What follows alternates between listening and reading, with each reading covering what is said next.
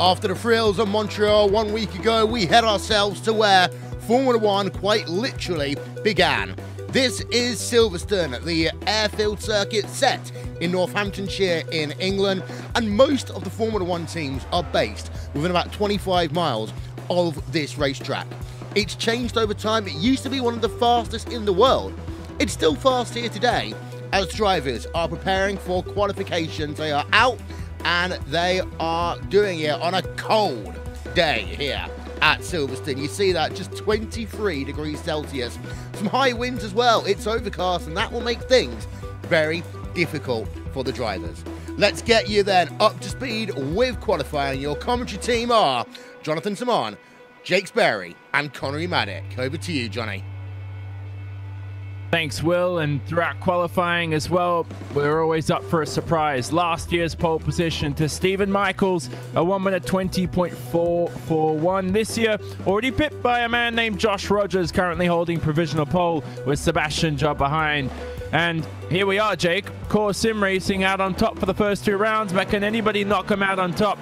And based on last year's qualifying, who knows? Who knows indeed. TTL Esports doing a very good job at the moment of proving to be at the top of the mountain, a 120 flat. I'm wondering if we're ever going to see 119 times here today with such cold conditions. Track just 22 degrees and a heavy southwesterly wind, 24 kilometers an hour, will be providing a lot of difficulties. And that's been proven by drivers trying to set up a lap. I've seen Alex Simpson of the Apex Racing UK machine try and go twice to start his first lap and not struggle. There's also the small case for Jesse Niemann wanting to set a lap time here today. Yep, Jesse Niemann, former World Championship driver. Welcome back to him as the times keep creeping in. They're coming in second by second. Now, Connery, this is a circuit that's very odd compared to your typical racetrack. It's very high speeds, very minimal braking zones. It really relies a lot on your aero balance here. And as Alex Simpson head towards, he's on the hangar straight, he's heading towards Stowe. It's just, we are using that Grand Prix layout with the bridge, and it's just a high speed, high challenge really for these drivers. Yeah, it definitely is. You're running a little bit of a lower downforce trim here than you perhaps would at some other tracks to get that straight line speed, but in some places on this track, it does compromise your speed if you go too low on the downforce. One of those sections could be the Maggots and Begets section, where you really do need a very good balance in the car to be very fast through there. But as the Apex Racing UK driver of Alex System heads his way under bridge now, let's see what he can do, as this is his warm-up lap, so he still has a little bit of time to get himself back around. And right now, doesn't seem like anyone's going to challenge Josh Rogers just for the moment. We just had the lap time being set by Fredrik Rasmussen, only a 1 minute 20.3 though, so just a couple of hundredths of a second off his teammates, but 0.3 of a second off of Rogers.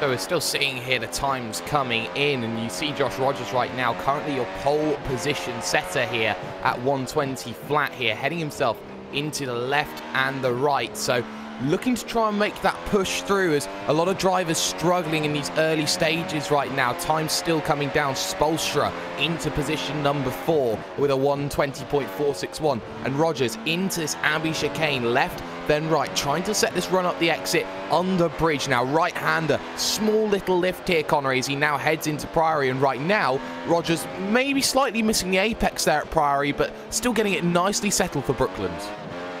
Yep, and what he's doing right now is just trying to look on improving his already pole position time as he heads out of Lovefield on his final qualifying lap here. Let's see if he does improve on that 1 minute 20 point flat.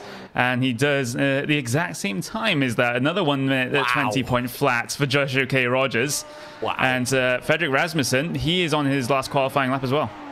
Yeah, very good lap as well. So there the time that was there. Jesse Niemann as well, just looking to still try and set his first time as well. He hasn't been able to get anything sorted. What about, though, the driver of Riley Preston, who has yet to set a lap time in the 55, just 6 minutes and under left in qualifying, and he will go on to set this one qualifying lap time overall, and he's got no other alternatives here today, Connery. Yeah, no other alternatives, and some of the drivers that still haven't set lap times, the likes of Riley Preston as well. Well, he's on his final qualifying lap, hasn't set a banker, and that is always a bit unnerving for some of your drivers. If you don't get that first lap in, well, everything is on this final lap to try and get you as high up the grid as possible. Yep, so having a look at where these drivers are going to start to come now. Just having a look at Rasmussen, who's... Oh, he's made a mockery of that last section at Luffield. Across the line for him, and oh, goodness me. So his lap's done and dusted. I think he's had an off track. Rasmussen won't start any greater than third at the moment, and that will be the first time this season we won't see a core sim racing front row. Boris Bolstra, very impressive in fourth. Yuho Abe behind in fifth, who had a collision with the Wall of Champions at Montreal. He'll hope to do better this time round, but good to see Jesse Niemanen out there, Connery. He's... a 5-time World Championship winner, and he's just about ready to begin his lap. Yes, he is. Meanwhile, Riley Preston coming to complete his lap as he heads his way out of Luffield. Number 55 going to head his way across the line to set his one and only time lap that he's going to get in this session. Where does that put him? That puts him P number 4. Nice stuff from Preston there. And that's exactly what we want, Jake, from the ERT team to put themselves up the order there and really impress, because they have a lot of drivers out here. They do, and the colder conditions as Niemanen goes off then at Chapel Corner, really struggling with the balance of the machine. What you see, though, from the Evolution Racing Team machines is that they will have less downforce if conditions stay like this heading into the race. They need as much help as they possibly can, but there are surprises out here today. For example, the 05 of Alex Simpson, currently only down in position number 13. He's got one last lap to make something happen. Yep, so Alex, I don't think he really wants to win this championship, but to get into the top 10 in the end is his key. He's currently 5th in the standings. He's got DRS open. Past Stowe, one of the best corners in all of motorsport. Make sure not to run wide on the exit. And then so easy to lock up here and miss your braking point into Vale. That club just going through the right-hander, trying to get as much grip as possible. Second DRS zone here. It's very short, very optimistic, heading into the Abbey chicane if you want to pull off an overtake here. Straight lining Abbey as much as possible. Through Farm Straight, under the bridge, as we use the old layout of Silverstone. Alex Simpson running very wide here, but he needs a quick lap time here to climb his way into at least the top 10 for a good starting position at his virtual home race. Here he is, the Apex Racing UK driver, with only one more corner to go through Woodcote. Across the line for Alex Simpson. It's a 1:20.6 and improves to P10 there, Jake.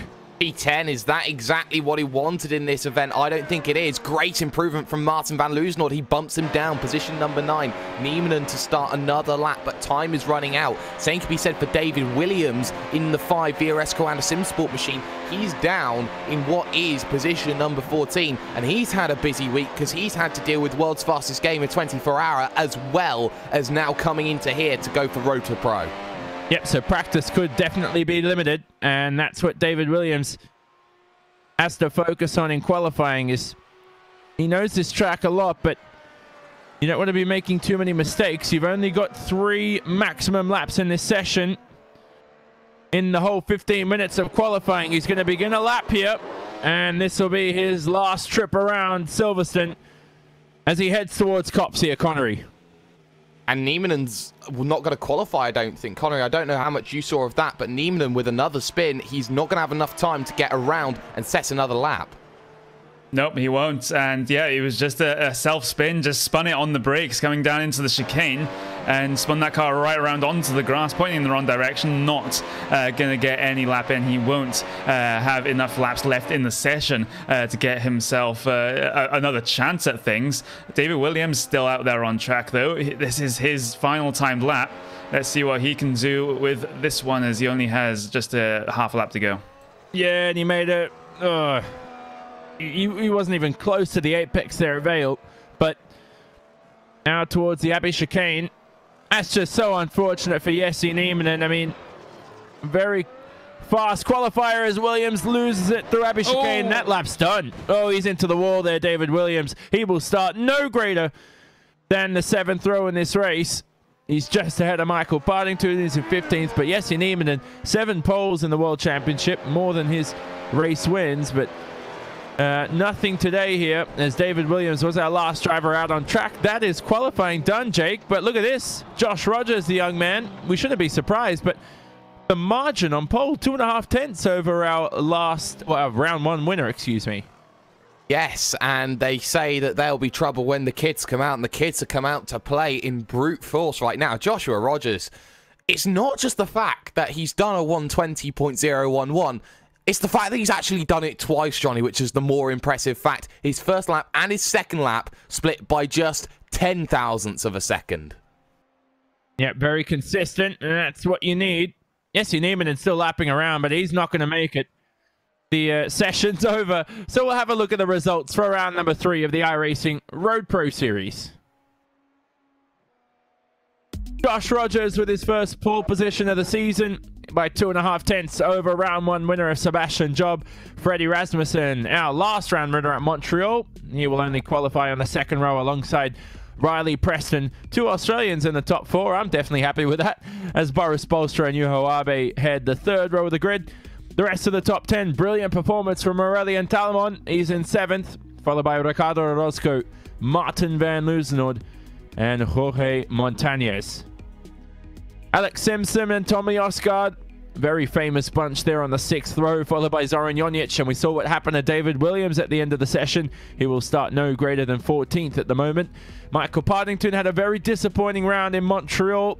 He's going to be in for a very difficult start to Silverstone. He's going to start no greater than 15th alongside Moritz Lochner in the 16th position, with Picaro and Brewer behind. The rest of the grid, Sadler, Domingo, Calestani, Bobby Zelensky, our oval specialist, veteran of the World Championship, Diogo Oliveira, followed by Enric Andre, Nicholas Rasmussen, Carlo Labatti, and the even more a veteran, Jesse Nieminen, who did not set a lap time and did not really prove his experience any worth there for that qualifying session. So those are our qualifying results for round number 3 of the iRacing Road Pro Series. We're going to take a quick break. Join us for pre-race coverage as usual. We're going to talk as much as we can about some very interesting stuff from last round at Montreal, especially with the lead lap going down to the final round and the upcoming round at Silverstone and beyond. Stay tuned. Don't leave us.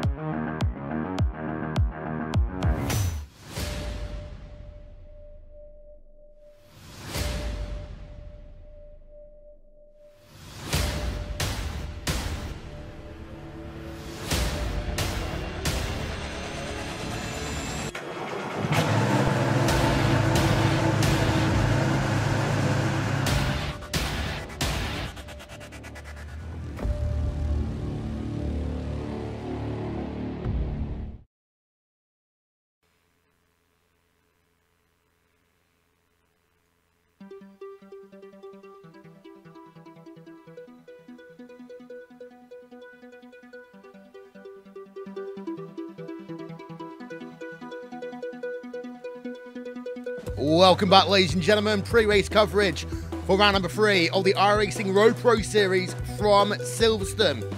We just learnt out that front row of the grid, well, that one is the same. However, we've got to talk about the fact Fabrizio Gobbi from the second split. Sterling qualifying effort by him, 1 minute 20.309. He will get third place for the start of this race, Johnny.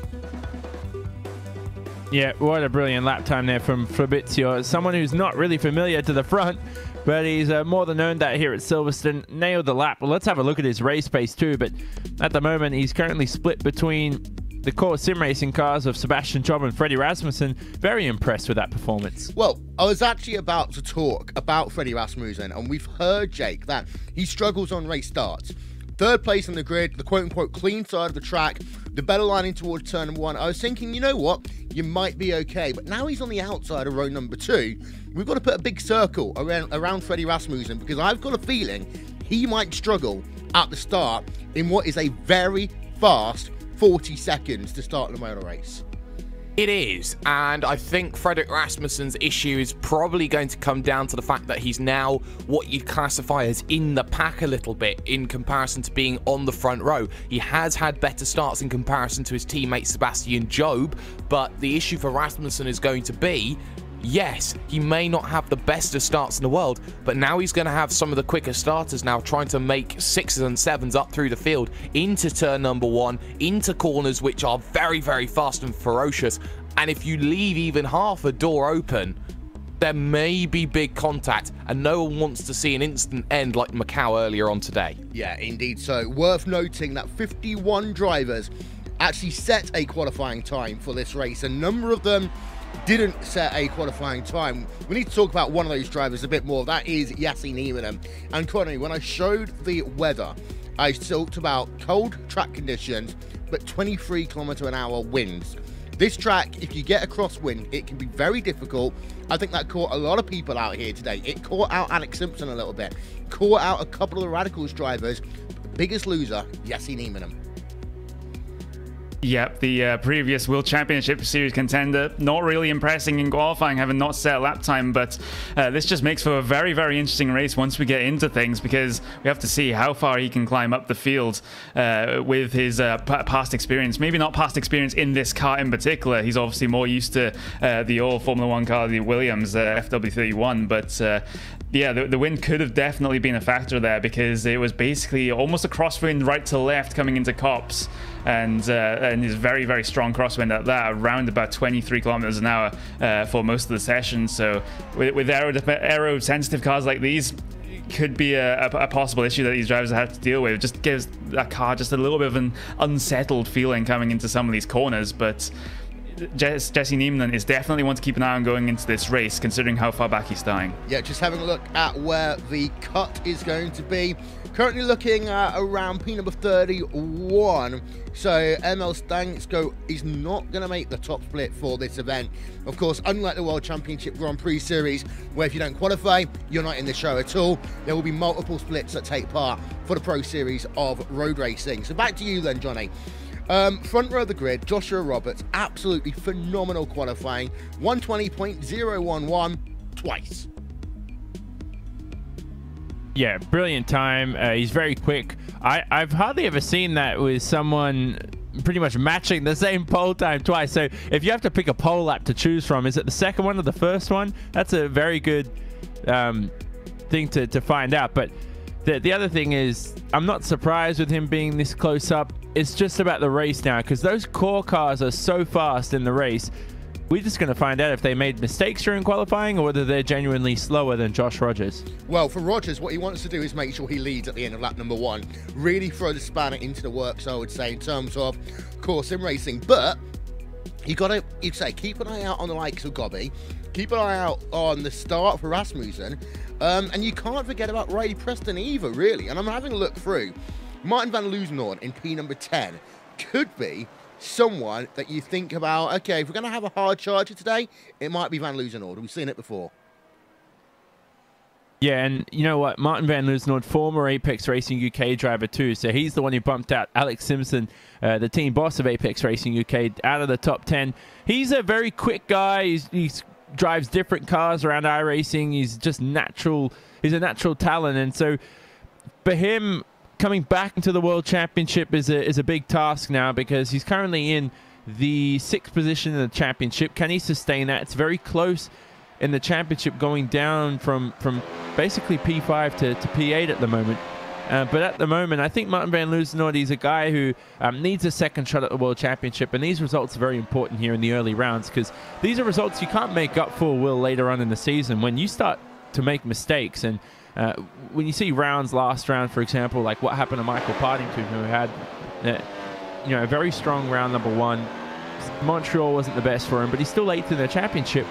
He needs to score as many points as he can earlier on to ease that pressure off of himself when it comes to those latter stages, especially around like the last rounds at Nürburgring. Very tight racetrack. The first couple corners could be very, very tough.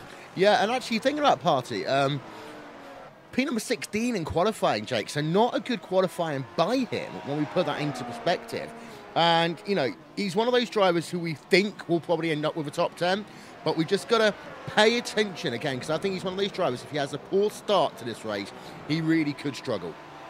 He could, and it has been the one crux of Partington's game. I think that he has put himself in a couple of situations throughout this year where he has had to try and fight and claw his way through the field. I'm not sure how good Michael Partington is as an aggressive driver. I think he works very much better as a defensive style of driver if he gets a good qualifying going in, but he's in that sort of position where positions get gained. It's the sort of Tommy Ostergaard spot, who ironically qualifies in position number 12 and will be looking to gain places, but you get around the mid part of the top 20, you're always looking up. You're never looking back in these sorts of races, and I think that's the goal that a driver like Michael Partington will be surely looking at. Let's show you the championship then, heading into this event. It's only 3 points at the top of the standings right now between Sebastian Job and Freddie Rasmussen. Job on 641, Rasmussen on 638. But then a bit more of a gap to Riley Preston. And then Joshua Rogers starting first today. He's currently 4th in the championship. Alex Simpson rounds out your top 5. But those top 5, I would say, actually, Connery, they are head and shoulders above everyone else right now. So I'm thinking that if you are a driver like a Van Loozenhout, like an Ostergaard, like a Partington, you are battling amongst yourselves for Ps 6 through 10 in the overall championship. Yeah, I definitely think so as well. Those guys are far and above, as you say, above the pace of pretty much everyone else in the field. So there's not really any point in focusing on what they're doing in the race, what they're doing with their strategy, and comparing your lap time to them. You're comparing yourself to those around you rather than those very, very far ahead of you. And that's exactly what Van Loozenhout, Ostergaard, Partington have to be thinking about right now. They have to finish consistently inside the top 10 to give themselves that security to be thinking that they will be finishing inside the top 10 in points at the end of the season. Okay, I'm going to go round the table then. One thing we need to keep in our mind for today at Silverstone. Johnny, you first. Well, the first thing is a very high-speed, fast-flowing circuit. Those first few corners heading into Kops and then into Maggotts Beckett's, who can form up and who can make up as many positions here as possible, because that's very critical. And I think the overtaking spots, you got Kops, Stowe, Club, the Abbey Chicane, probably one as well that you can probably sneak an overtake in. DRS zones available across the Hangar Straight and the straight preceding the Abbey Chicane. It's very important to see who's got the straight line speed as well to make those overtakes, with top speeds heading up to 335 kilometers an hour. So, Jake?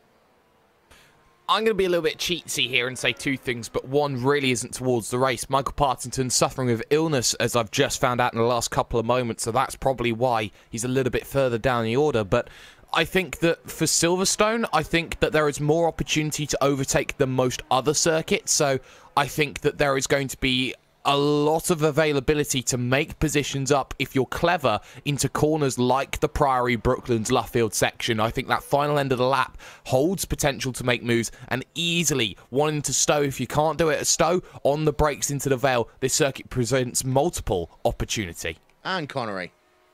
Yeah, I'm going to say something along the same similar lines to what Johnny said. Turn 1, absolutely crucial at this track. It's such a short run towards Cops, and it's basically only one line through Cops if you're lucky. So side by side coming through there on the first lap is definitely can be a recipe for disaster. And then, of course, you got Maggots and Beckett straight afterwards, which again is most likely a one-line corner to go fast all the way through it. So could potentially be a messy start here. Yeah, we had a messy one last week at Canada. Let's hope we get all the drivers through lap number 1 cleanly. That is it for our pre-race coverage. We're going to step aside for a few moments here on RaceSpotTV and on iRacing Live. The race is next.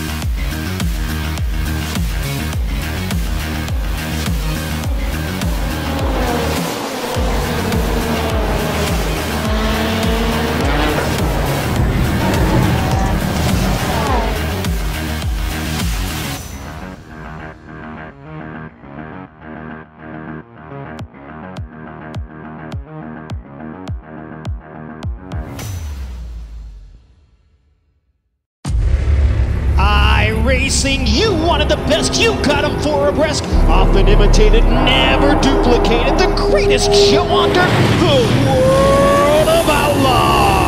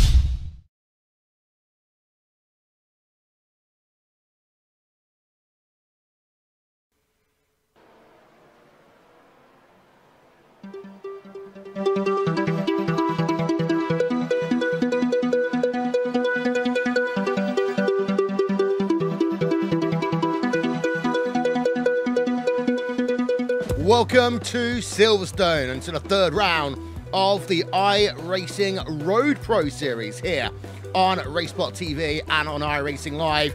It's cleared up just a little bit. Track temperature is now 24 degrees Celsius.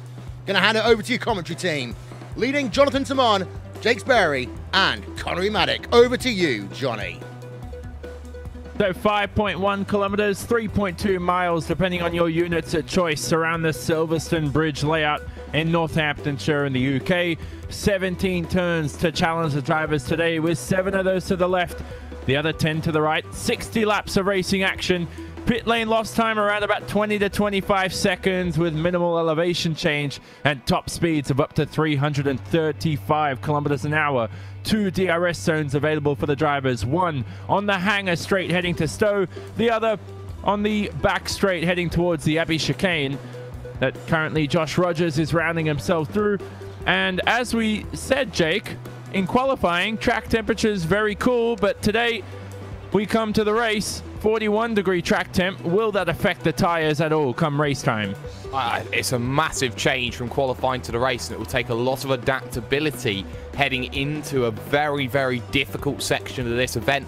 I think it's going to still be a one-stop as it traditionally is, but I think there's a lot of drivers here using this as just survive more rather than score major points. And Connery, we were very excited by Fabrizio Jobbi, who could have potentially been on the second row of the grid, splitting the core sim racing teammates of Job and Rasmussen, but he will not be in this race, and so that means Rasmussen now will start behind pole sitter Josh Rogers. Yeah, yes, he will. That's just by virtue of how the splitting by iRacing works. Unfortunately, that particular driver will just be starting in the, well, racing in the second split. But of course, they will be pole position in that second split, so it's not all bad. So, heading to the race now, and we wait for the drivers to take to the grid. Josh Rogers on pole, Sebastian Job second, Rasmussen and Preston behind on that second row. And Jake, final thoughts before the start here, because this is very tense here for Josh Rogers at the start. He's got 2 mad scrambling race winners behind. Trial by fire indeed for Josh Rogers. It all comes down to how good he can be heading towards turn number 1. He's got the inside line, which is going to be very helpful in defending, but Maggots and Beckett, they're a completely different set of challenges. Here we go now, as the drivers wait for the lights to illuminate.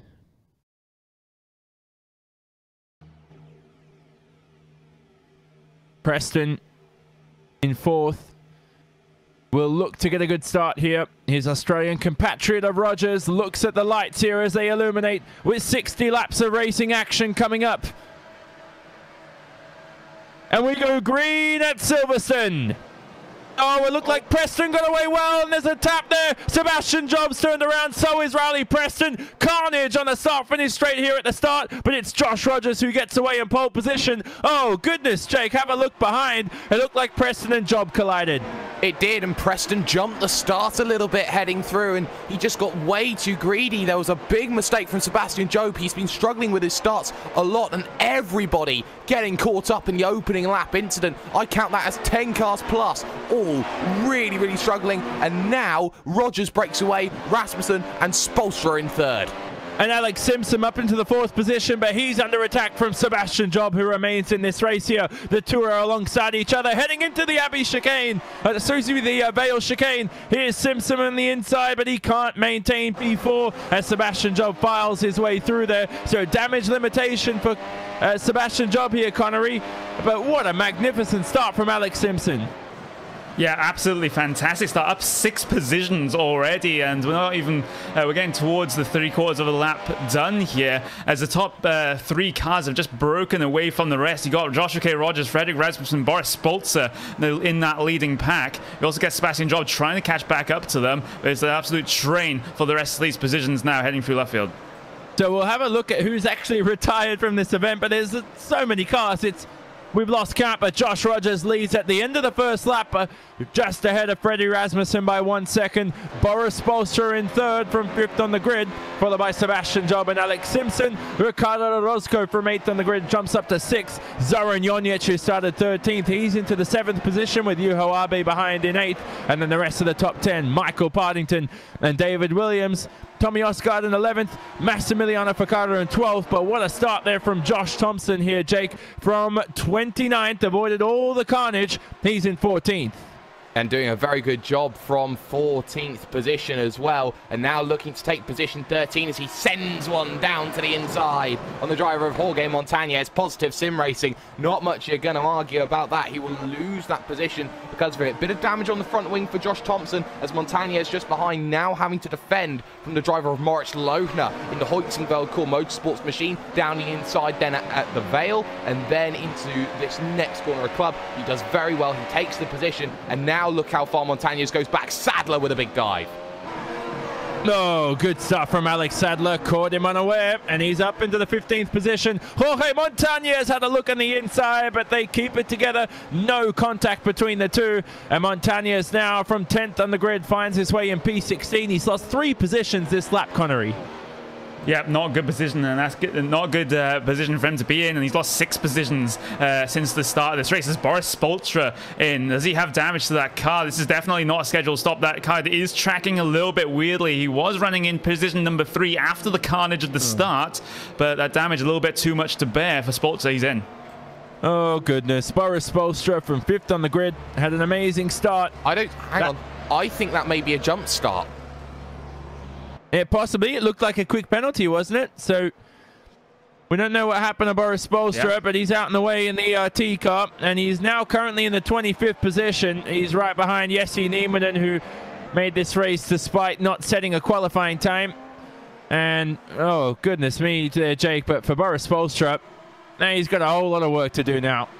There's a lot of work to do for a lot of drivers. You talk about the drivers who are out in that opening lap. Arnaud, Oliveira, Van Loosenord, Talmon, Tierney, Nicholas Rasmussen, and Eric Andre. So 3 of the real championship machines. You talk about 2 of the Evolution Racing Team machines. There is a big effort being done, and still Thompson versus Tommy Osgaard now, who's struggling in this event as Osgaard loses 1. Osgaard may be losing 2 round the outside of Priory. Tries Moritz Lohner round the outside at Brooklands now. He will have to try and gets the inside line for Luffield, but you can hold it around the outside at Luffield. This is brilliant. Half a lap, side by side.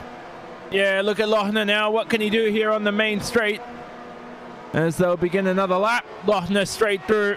Tommy Osgaard will have to file into P13. Whoa! Alex Sadler straight pass as well. Plenty of Alex Sadler, Connery. What a pass from him. And Alex Sadler, he actually started this race from P19. He's currently in to the 13th position. Yep, fantastic start for the Radicals Online driver, and that was just such an opportunistic move down the inside of Osgaard at the Copse corner there as Sadler. Now he has the overspeed on Moritz Lohner. Defensive inside out for Lohner, almost pushes Sadler onto the grass there, but Sadler manages to wrestle the inside line away from him from Stowe, and he's going to track out a little bit too much, a little bit of a wheel-wheel contact there between the 2 drivers, but they will all survive. And Moritz just gave a slight bit of space for Sadler there around the outside, so Alex Sadler, he's got a lot of straight line speed, and we're going to keep one eye on him throughout this event because next on his list is Josh Thompson, the man who made a very magnificent start. Massimiliano Ficata up ahead. He's behind David Williams, heading under the bridge and through the next few corners. Ficata, who also started outside the top 10 in 17th, so our retirements for this event, if you're wondering: Richard Arnaud, Martin Van Loosenord, Aurelien Talmon, Adam Tierney, Nicholas Rasmussen, and Eric Andre, Diogo Oliveira, and of course Riley Preston, who had it was definitely a jump start there, Jake, as he tried a little too. Yeah, he tried a little bit too much, maybe to try and get a good start. He knew that he jumped it, he just eased off, tried to get a good start, go to the middle, but Job having a shocking start as well. You argue has to be everyone to blame in that situation too, and well, 7 vehicles plus getting themselves involved and out of this event, you feel right now is not the ideal situation that you want, but you look at drivers who have profited from this right now, Connery. Of course, Josh Thompson is up in 4 laps, looking at the top 10 now, actually. In fact, Alex Sadler's gone through on him. But you look at drivers like maybe Alex Simpson, who plus 7'd off of this start as well. There's brilliant progress going through. Yeah, brilliant progress, mostly because of the absolute mess before the first corner with that very, very messy start that we had. It's just mixed this grid up just entirely. Everyone is just out of position right now, which is why we're seeing so many changes for position, so many drivers that have gained and lost positions. You've got the likes of Josh Thompson gained 17 places. You've got Carlo Labate gaining 12, Victor Prieto 11, Esteban Ballo gaining 13. There's a lot of drivers that are out this race, and there's big opportunities for drivers further down the field to gain major points here. And let's focus on this battle, Labate versus Domingo, the battle for P16 out on circuit. Good run then through Woodcote needed for Manu Domingo. He's not going to be close enough down into turn number 1, but he's got to keep himself within a good little gap as they head towards the next corners here, the Maggots and Beckett's that you have as you make the run to the hangar straight. And you see from Manu Domingo right now, just trying to hold it, but there's a dirty air effect there, Connery, and that's going to mean that Domingo is going to struggle to stay on the rear of the ERT machine.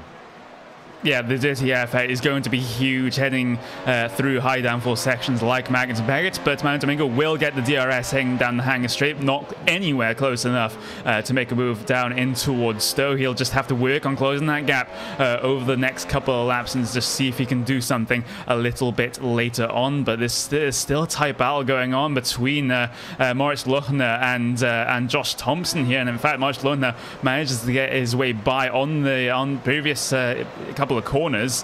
So a fantastic battle between two Radicals Online drivers and the Huygens Core Motorsports driver here. Manu Domingo and Carlo Labate, though, they were heading side by side, coming up on just before bridge there. And I think Manu Domingo managed to get that move done. I think he certainly did. Yep. Oh, Domingo's off though, and he rejoins the racetrack. Manuel, who just picks up a bit of rubber there, a bit of dust. That window, Jake, opens on lap 23 of 60, so plenty of time to go before these drivers make that pit stop. We know track temps up to 41 degrees Celsius, but it is probably going to be a one race as Domingo heads through the first couple of corners. But that lead for Josh Rogers, more importantly, if we look back on that, he's broken the DRS zone, and Freddie's done the same to his teammate Sebastian Job behind, who we don't know if he's got any rear end damage, but probably not at this stage. He looks very quick. Yeah, Sebastian Job looking quick, keeping himself within the status quo, and in fact, you could argue was the fastest man, or one of the quickest men of the three, as there was two 124.5s and a 124.9 from Frederick Rasmussen. So you are starting to see Rasmussen fall back into the clutches a little bit, maybe, of Sebastian Job, but I just want to go back to those opening instants that we saw. The crucial thing is there's one drop week between rounds 1 and 6, but the bigger crucial thing is this is the second or first lap instant that we've seen, and there's no second chance. Well, there is a second chance, but there's no third chances here in this series, Johnny. No, there isn't. So we're going to get it right. And we said it in the pre-race show we had, in that you really have to collect as many points as you can in the early stages of this event. Doran Jonic, though, he's in 6. He had a very good round at Montreal. Repeats again here at Silverstone, possibly. He's behind Ricardo Orozco by 1.4 seconds. More importantly, Connery, though, we talk about DRS zones and overtaking spots. Sebastian Job here heading towards the hangar straight will have DRS on his teammate Freddie Rasmussen. Yep, and Rasmussen won't have DRS off Josh K. Rogers, so that's a deficit that he'll have to be dealing with heading in towards Stowe. But again, Job still not close enough. But he is reeling that gap in bit by bit by bit, a couple of tenths here and there each lap, just drawing his teammate back in. We saw their particular battles last time out at Montreal, but the Job was courteous enough to let Rasmussen back through to take the race win after their little bit of contact. So these guys are very good friends, and I don't want to see that ruined. Well, this is a bit of a repeat of Montreal, isn't it? The final lap last round and went down to the wire with contact between the two Court Sim Racing teammates in those orange, black and white McLaren MP430s as Job goes off the racetrack. He was following Rasmussen there. Rasmussen took a bit of grass. Job took a little bit more there, Jake. And we know what happened at Montreal in the early laps for Seb. He was, I mean, he made a heap of mistakes and he just didn't look settled. It looks the same here at Silverstone so far. Well, he'd be rattled after the opening few laps, and well, he's 1/6 of the way through at the end of the next lap, so you'll have that ability to close in, but what he knows is that he's not actually doing a bad job overall, because he's still closing down to the leader, closing down to Rasmussen. The car in front of him now has DRS available for him to use, so he'll in essence get a double toe down this straight. Maybe not enough to close up to Rasmussen, no, we can't guarantee that, but what he will do is get there in the next few moments time, the next few laps. I'm watching this battle though, Zelensky versus Prato for P18, P19, and Zelensky under a lot of pressure, but should have DRS. Yep, so Bobby Zelensky here on the hangar straight. He's got DRS to pass Carlo Labate, but look at Victor Prato creeping in. Here he is up the inside, Victor Prato, and straight past Bobby Zelensky there for P18. Can Zelensky fight back though? Can't do it. Heading into Vale. So Zelensky will lose a spot there, but look at the lead battle between Rogers, Rasmussen and Job. This is getting closer and closer. Wheel spin on the first lap for Job. This time he's made up for it, and he's now within 1 second of the lead here. Josh Rogers is under pressure, Connery. Yes, he is. That gap has been reeled back in, but I'm just looking back to the battle for P number 8 right now. David Williams, the Commando driver, has just gotten past the ERT driver of Michael Partington, coming towards the end of the lap here, so put one position up for David Williams, improving from P number 14 on the grid. Yeah, and there's so much dirty air heading into Cops here as Ficata is very close behind. Here's Massimiliano Ficata heading into Maggots and Beckett's. Michael Partington is under a heap of pressure here. He just cannot steer that car in at all. DRS zone available once again. This is where we saw Vic Prato make a move earlier on Bobby Zelensky. Can Ficata do the same? Not enough straight line speed, only up to 320 kilometers an hour for Massimiliano Ficata. Though he's got a great exit here heading out of Stowe. Not enough though, Jake, to get himself into P9 there, so Partington robust on the defense. Yes, and Michael Partington using his skills well, but of course suffering from illness as things stand, so he's really struggling. He hasn't put in the amount of practice that he'd want to. Happy for the fact that he's +6, but he knows that he will struggle later on in this event with all the pressure that will be applied against him, as Massimiliano Ficata has proven that he can follow in the coattails. You can see that with the different contrasting lines through Priory there, with Ficata taking a much more shallower, tighter line through that corner and just seeing himself a little bit more astute and more nose pointed heading through these corners. And Juho Abe there in P7. He's also got Zoran Jonic within his clutches. They head towards turn number 1 for the 11th time this race, with 49 laps remaining. Juho Abe, who's been in the World Championship before, looking to get in there again for another time.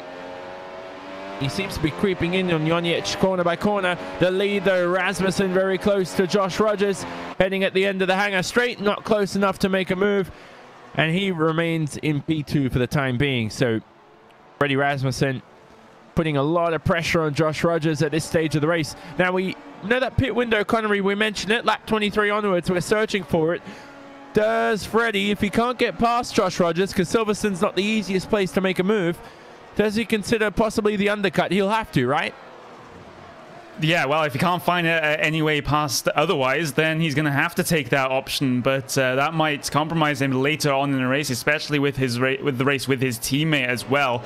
Sebastian Job, typically better on the tires, has a lot more experience in this car with the tire management in the World Championship Grand Prix Series. So he is going to be, well, if Sebastian Job wants to go for the undercut and take both of them, then that could also be a thing that he needs to do as well.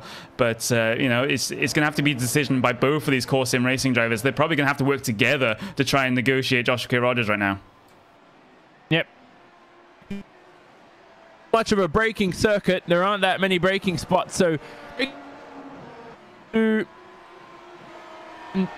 really takes...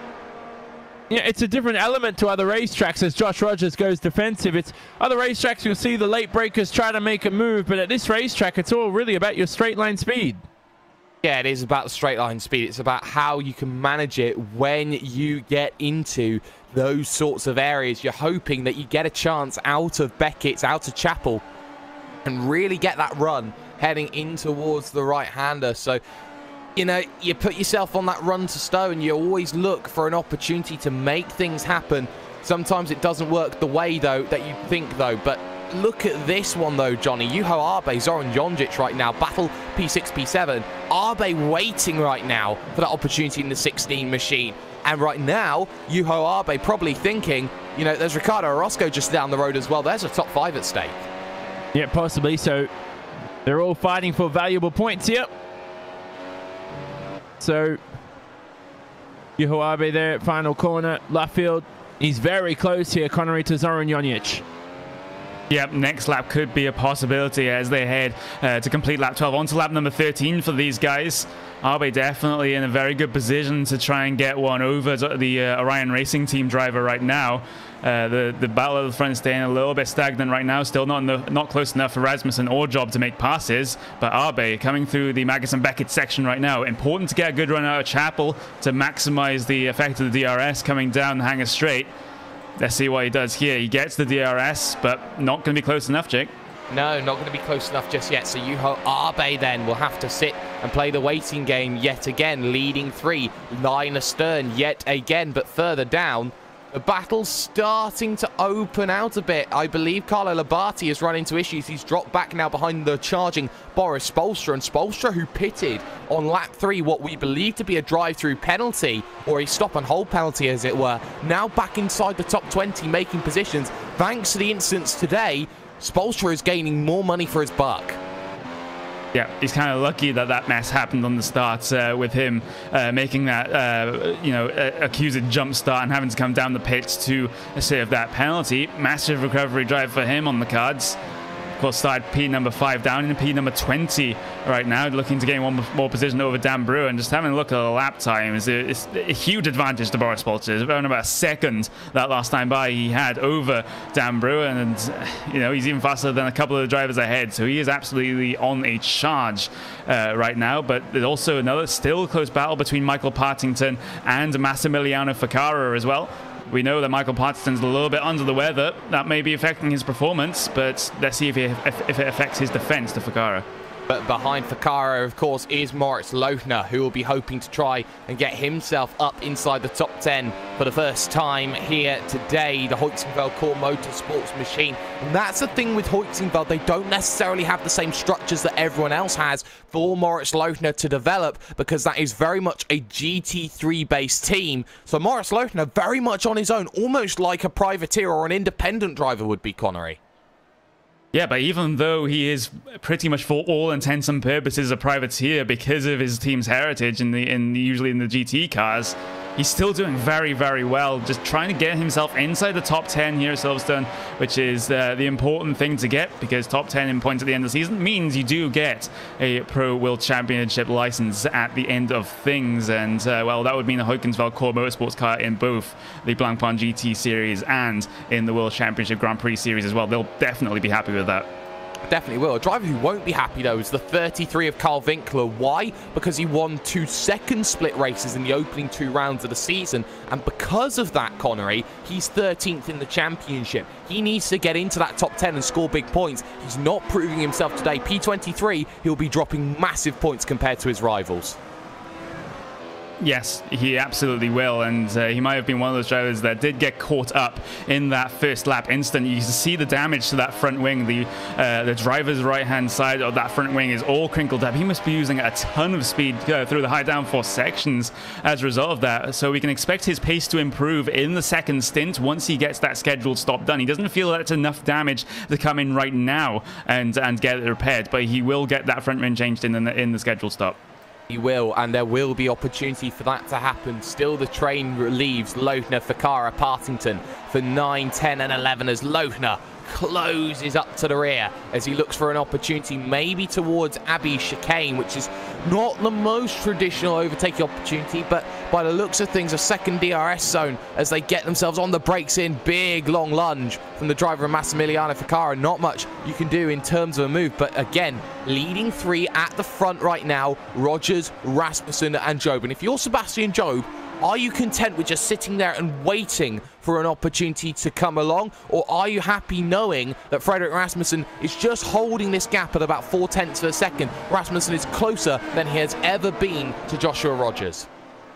Yeah, I think we'll see the vast majority of the major moves happen coming into the final stint here. I think this is just a waiting game for these guys at the front right now, just seeing where each other's strengths and weaknesses lie. As, again, Rasmussen not going to be close enough, Rob not going to be close enough. So these guys are just basically in one big DRS train right now, just at the front of this field, waiting for those stops to come. And Partington now just behind that in the battle for P9, 10, 11, under immense pressure then, as Ficarra will have the DRS and the ERS overspeed on the run down to Stowe, down the hanger straight, not close enough to make a move into the right-hander on lap 16 of the event. So the pit stop window will come into view in just a few laps time. And this is where drivers start positioning themselves, thinking, when is it the right time to start making a move, Connery? Is it the right time to come down and make some stops? When do I decide to make things happen? Yeah, and that's especially the case if you have a little bit of front wing damage from that first lap incident, like Carl Winkler and a couple of other drivers down through the field here. The likes of Manu Domingo also has front wing damage. Jorge Montanez has front wing damage. I think Tommy Ostgaard has front wing damage. Josh Thompson front wing damage as well. So all these guys are running at a reduced pace right now. None of them feel that it's bad enough to come in for an unscheduled stop. So we'll see these guys making a charge in the second stint because they don't have a damaged car anymore.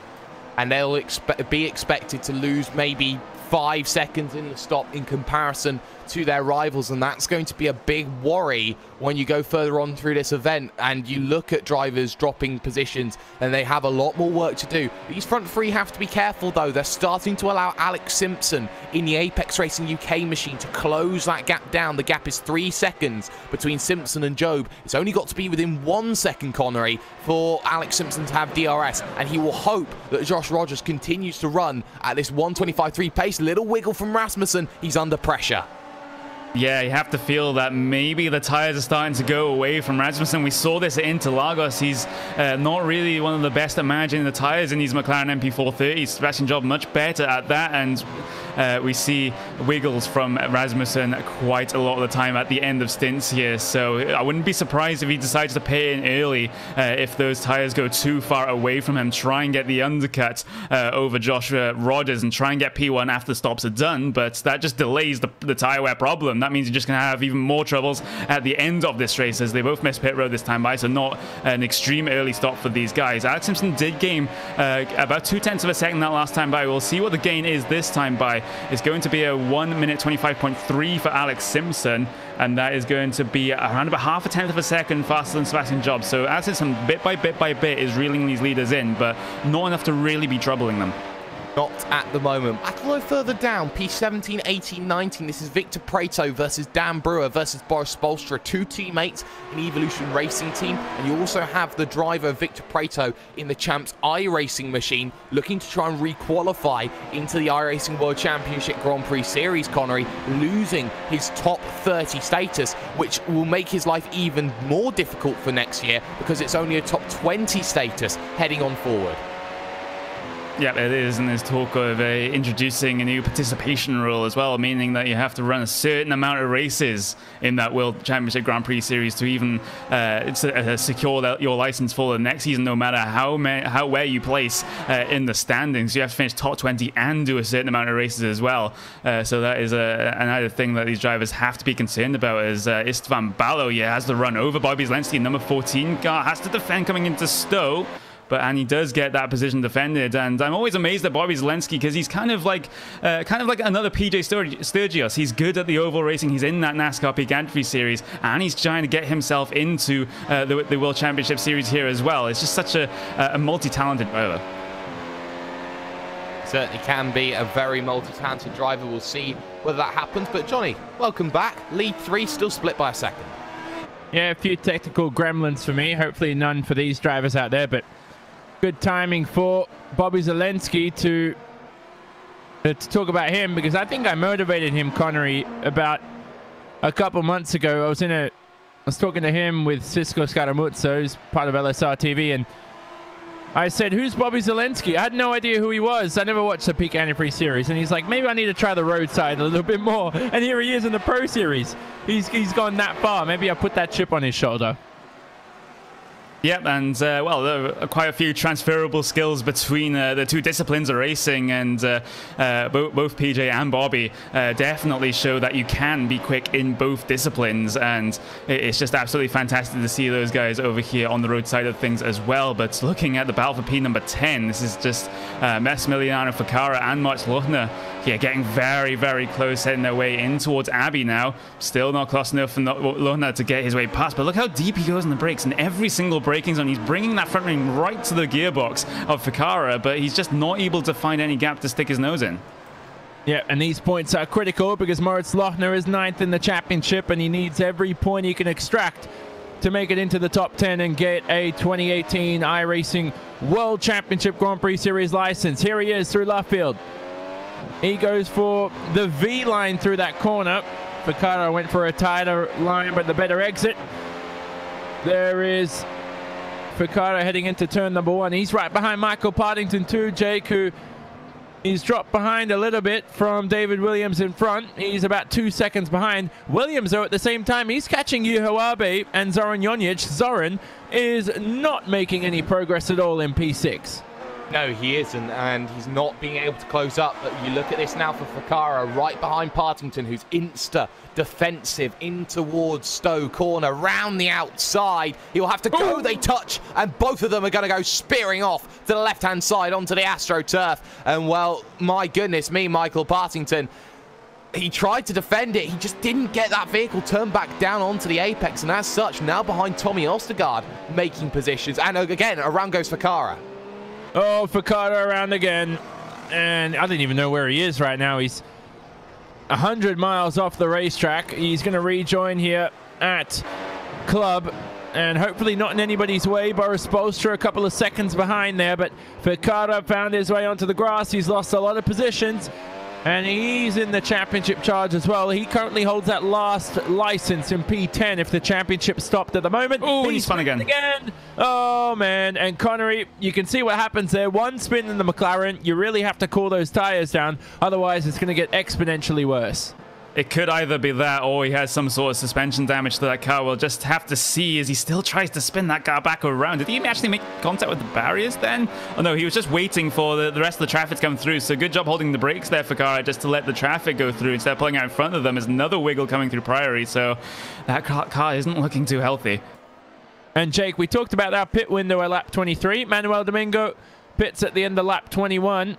And he will, end of lap 20, I should say, excuse me, and he will service his PSR car. He'll be out and away soon. Very long pit stop, though, here, Jake, for Manuel Domingo. Possibly damage from the early laps.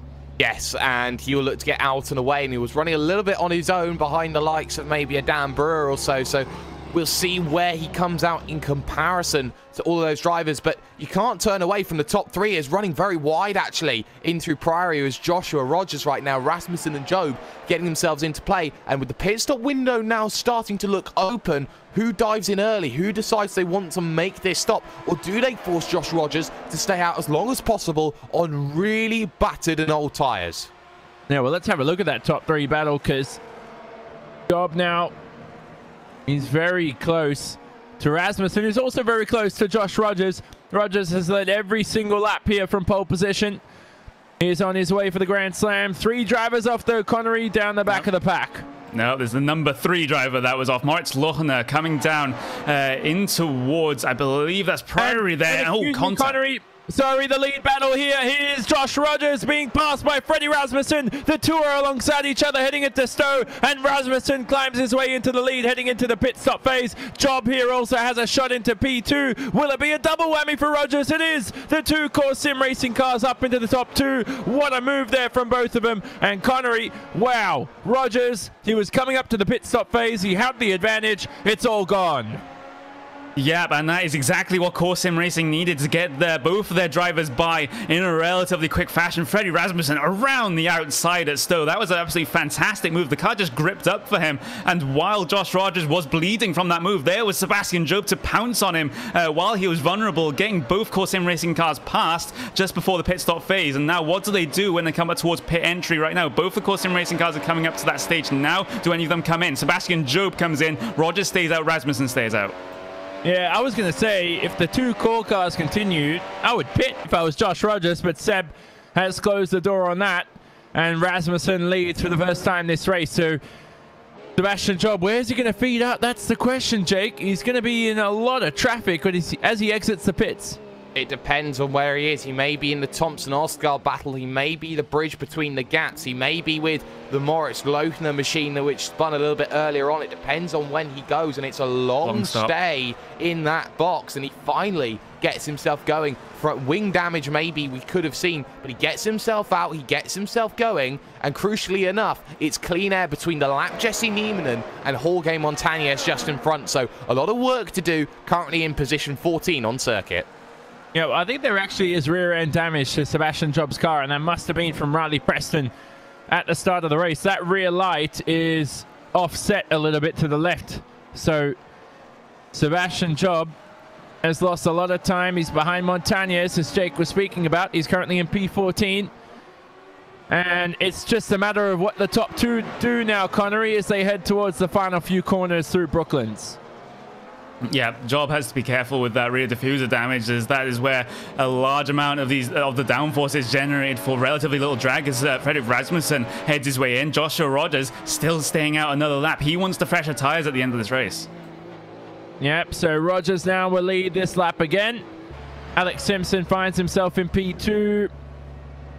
Nobody joins Rasmussen into the pit lane. They all continue, so where's Freddie Rasmussen going to feed out? Who's our current effective race leader in the box for Freddie Rasmussen. Quick stop for him, much quicker than teammate Sebastian Job. Josh Thompson's coming through turn number 1 here, Jake, and I think he might just slot behind Freddie Rasmussen. This is going to be close. It is, and well, Josh Thompson will have a lot less fresher tyres, so look at just how Fredrik Rasmussen will be able to just open the gap through Maggots and Beckett's. And well, the gap in terms of relative vehicles is 3 machines. Sebastian Job was held up a bit by Montañez and now a little bit held up by Partington, but I don't expect Partington to fight this one, even though it's for position. Yeah, and Partington as well could possibly have some damage, so who knows what's going to happen when he enters his box. He's heading through Stowe. He's not quick at all. There's just no grip on that ART car at all. And he runs deep as well. Oh, Mike Partington, he's struggling. And so Sebastian Job, clear air in front. He's got 2.8 seconds to Tommy Oscar, but there's a fight going on ahead. Just has to make sure that he doesn't trip over anybody here. It's very critical. He's currently 5 seconds behind Freddie Rasmussen, our effective leader here, Connery. So he's got a lot of time to make up. But meanwhile, the number 5, Joshua Rogers, your current race leader, stays out yet another lap. So this is the strategy call that Rogers is banking on right now. He would have known that Sebastian Job would have had a long stop, so he has some time to work with in the battle to him. But in terms of the battle to Rasmussen, then that one's going to be a little bit closer, as the battle between Jonjic and Abe still very, very close, in their way through the Maggots and Beckett section right now. Abe will have the DRS. That's a much better run than we've seen in previous laps for Abe, as he will have the run in towards Stowe Corner. Will he take the inside line? No, he will just back out of that one. The door was open for him. I would have gone for that. Yeah, he backed out. That's interesting. So he's in P5 at the moment, hasn't made his pit stop. And he remains behind Zoran Jonjic heading into Vale. And so Tommy Oscar is also into the pit lane for PSR. He's right behind Mike Partington, who's also into the pits. It was actually a quick stop here, Jake, for Mike Partington, so no damage to fix. And that's an ideal situation for him. He was probably just struggling from tyre wear. Yeah, that's been the issue that Evolution Racing Team have struggled with all season long, and they will have to try and find a way to go through. But look at Ducky now have a chance to close that gap down. 3/10, 2/10, 1/10. Big power move to the inside as he gets into turn number 1. Almost a second bit of contact for Partington. Oh. And that corner, and Oscar's around. Yeah, Tommy Oscar's around. He's into the grass on the inside of Stowe Corner. And that's going to take a lot of time to make up. He's behind Manuel Domingo, his Positive Sim Racing teammate. But Alex Simpson's into the pits in the meantime from P2. He's out in the way. He's already behind Freddie Rasmussen, who's gone past the main straight. So has Sebastian Job. And so a lot of drivers going very late on this first stint. Normally what you see here, Jake, is drivers will go early just because the car's heavier, the tires are worn out more. But Josh Rogers, I keep thinking he's going to come in. He's pushing to the limit, and he's losing so much pace at the moment. 25.7 last lap for Josh Rogers. Freddie Rasmussen at 24.4. He's lost 1.3 seconds in one lap alone. And I think the thing that Josh Rogers is banking on here is losing this time now to gain it on the fresh tyres later, hoping that Frederick Rasmussen's tyres will start to go off. And if he's not careful, he'll fall into the clutches of the likes of Simpson and the likes of Job as well. So that's what Josh Rogers is probably banking on at this stage, having better tyres, having a better second half to the stint, and being able to just use it all to his advantage. He looks to dive down to lane this time by, and that's going to mean Josh Rogers bites the proverbial bullet. Yeah, those tires were almost off the cliff. There was no grip at all. Rogers into the pit lane. He's not joined by Ricardo Orozco, who will lead a lap of this race. So, actually, no, Josh Rogers actually crossed the line before he did. So, Ricardo will have to wait till next lap around. Jonic enters the pit lane alongside Yuho Abe. David Williams close behind as well. David Williams almost giving a love tap to Abe in front. They're all searching for their box here. Connery, this is so difficult because you can't see your pit box. It's so easy to run deep, but here they all are. Yep, but I mean, yes. Sebastian Job ahead of Rogers right now. That is a big factor, even though Sebastian Job had to have a long stop to get damage repaired because Joshua Rogers stayed out so long on those old tires. That means he's just lost enough time to put him back behind Sebastian Job. That's not what he would have wanted. He has to get past two Core Sim Racing cars now to get himself back into that race lead. You also got the small issue of Alex Simpson behind, potentially could make himself a card to be played at the end of this race, as we're still waiting for a couple of drivers to head their way down onto the lane. We're still waiting for Ricardo Orozco. We're still waiting for Alex Sadler, Victor Preto, and Carlo Labate to head their way for the service. Yeah, and Josh Rogers has to watch out here because Alex Simpson only pitted a lap earlier than him. So depending on how Alex's pace is, and we know how quick the World Championship veteran can be at times. He's had his home race too, so who knows? He could catch Josh here in the next few laps. But those three out of the pits, Jonic, Abe, Williams, they all remain in the same order. They're all very feisty, though, heading for their box as they head through Brooklands at the moment. So the effective top 10, only Alex Sadler hasn't made a pit stop. Ricardo Orozco in the pits now. Finally, he did lead a lap too, Jake, and Ricardo should file his way into P5. He is. He will remain in the top 5.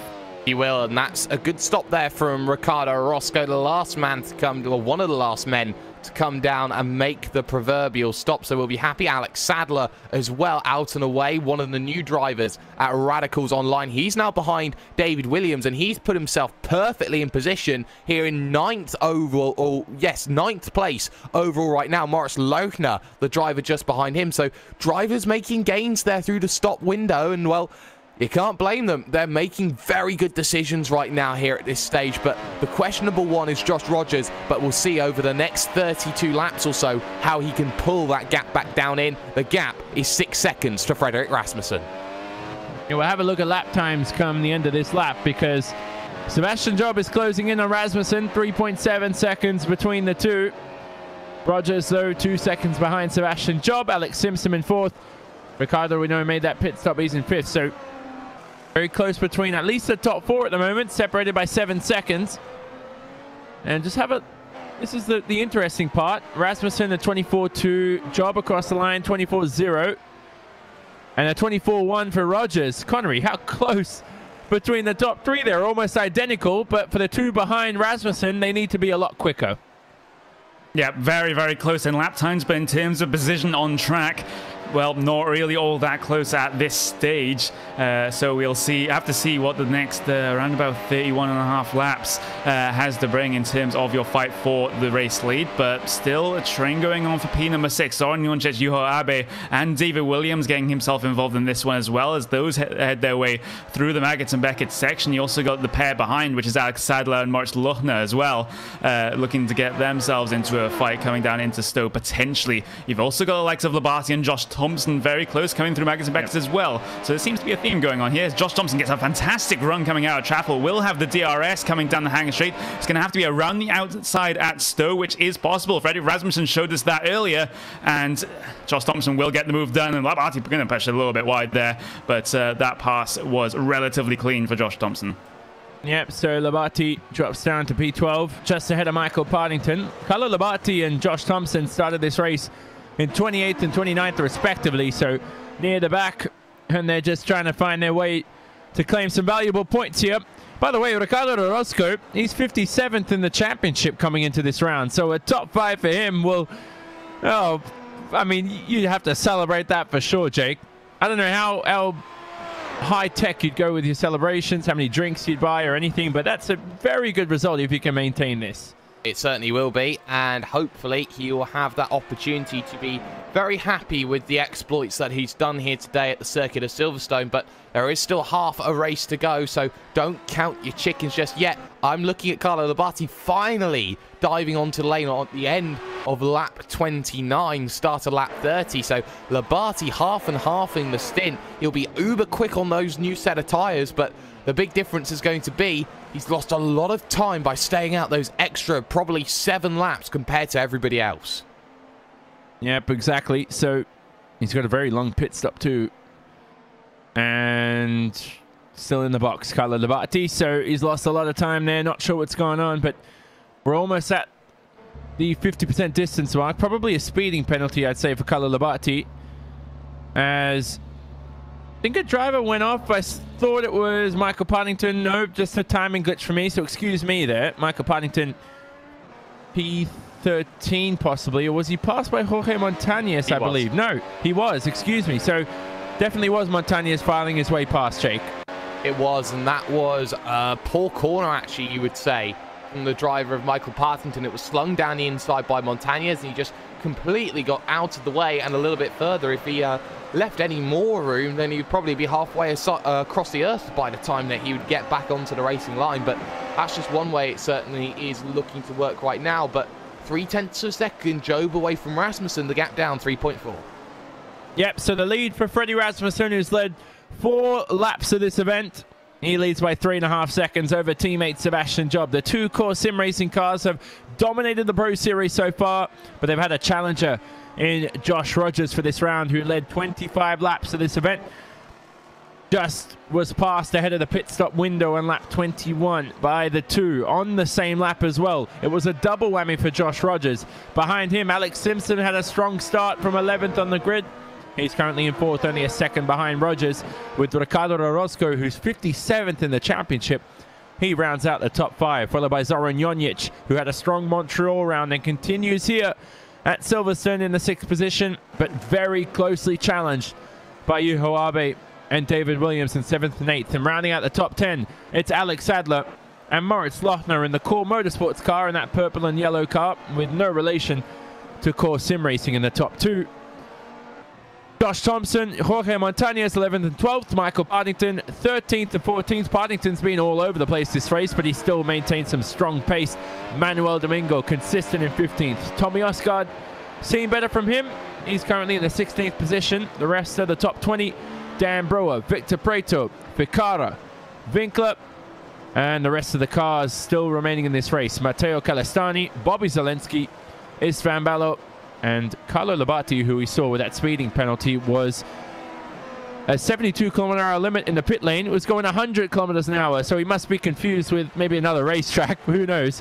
And our retirements for this event so far, all on the first lap, was Nicholas Rasmussen, Adam Tierney, Aurelien Talamon, Riley Preston, Martin Van Loosenord, Diogo Oliveira, Richard Arnaud, and Eric Andre in Jesse Neiman, and joined them only a few laps ago. The 5-time World Championship winner, not boding well in his first Pro Series race for the 2017-18 iRacing Road Pro Series. So we'll take a quick short break here midway through the event. Join us shortly for the second half of this race. It's been a thrilling one so far. Don't leave us.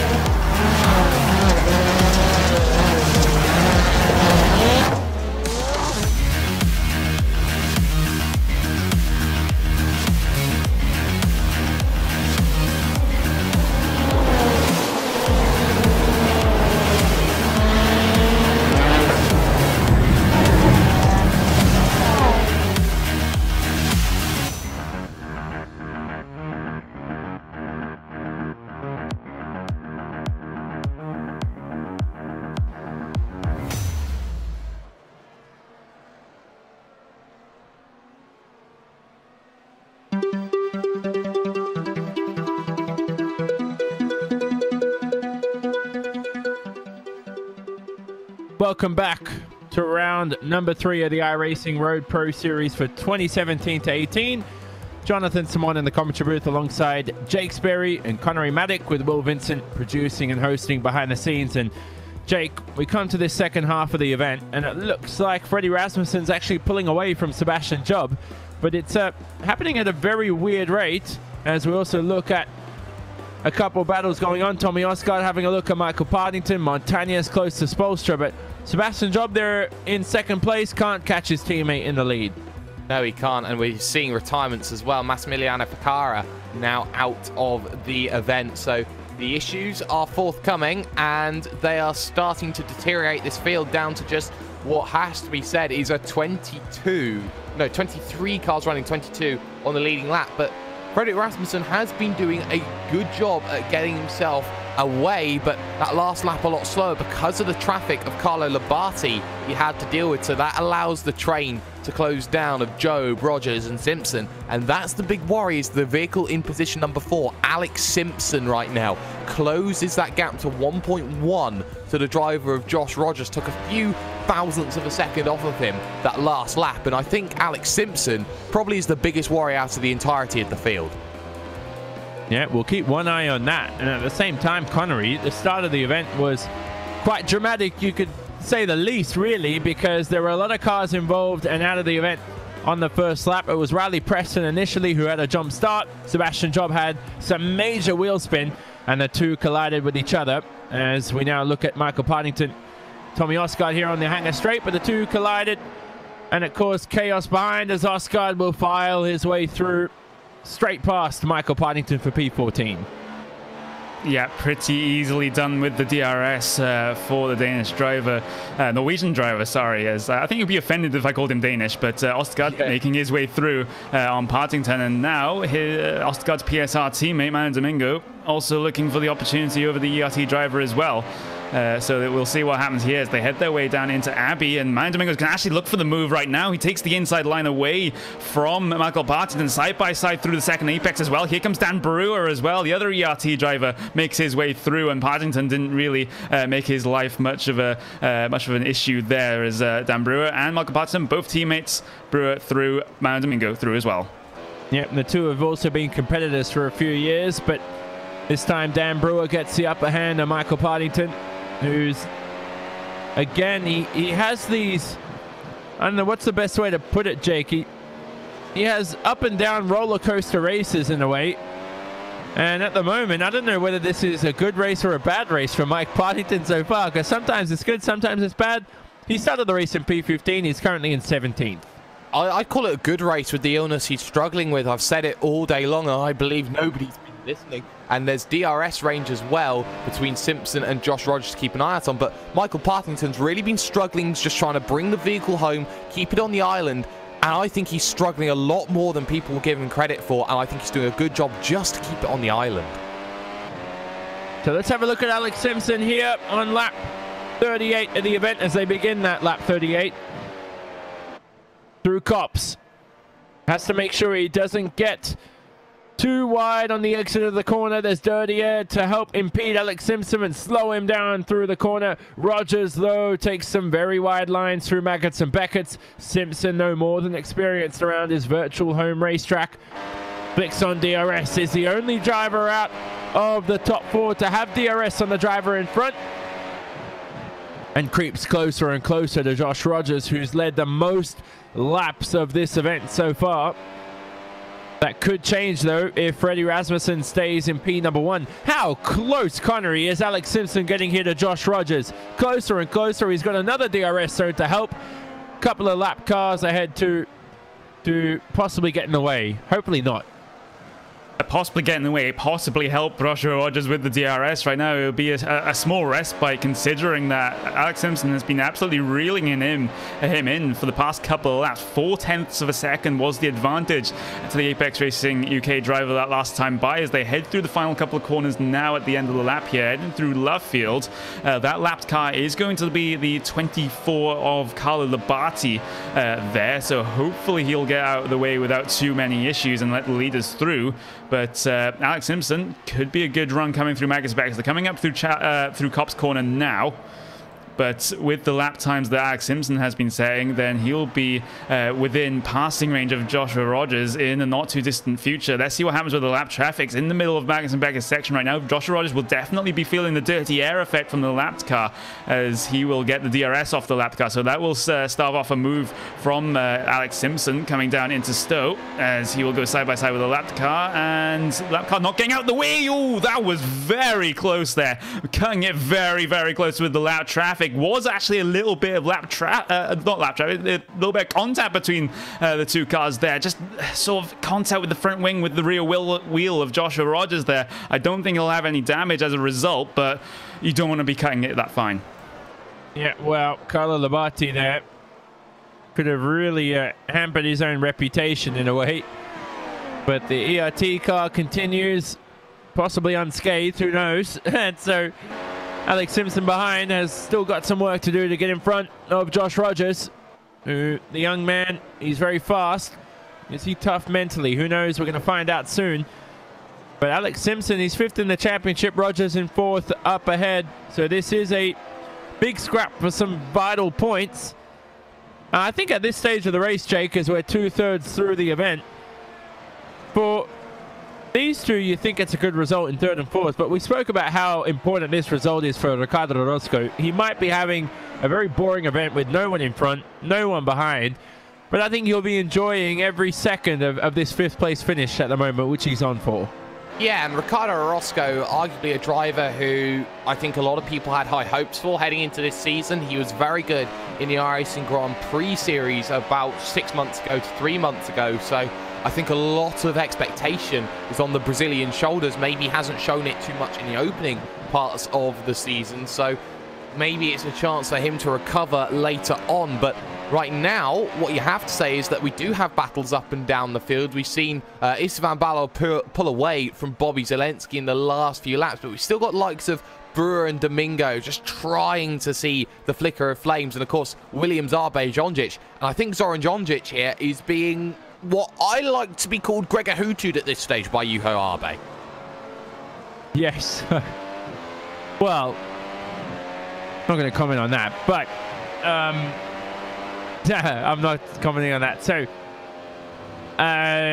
what was I going to say? Now, Jake, you've stumped me so much. I forgot my next point. Oh, here we go. So, I was going to bring up Alex Simpson is at Silverstone. And it's a good topic, actually, for both of you who, you know, people think you're at your virtual home racetrack and they're like, this has nothing to do with anything. There's no home crowd cheering me on or anything. But the way I like to see it, Connery, first of all, is that you do practice the most at your home tracks.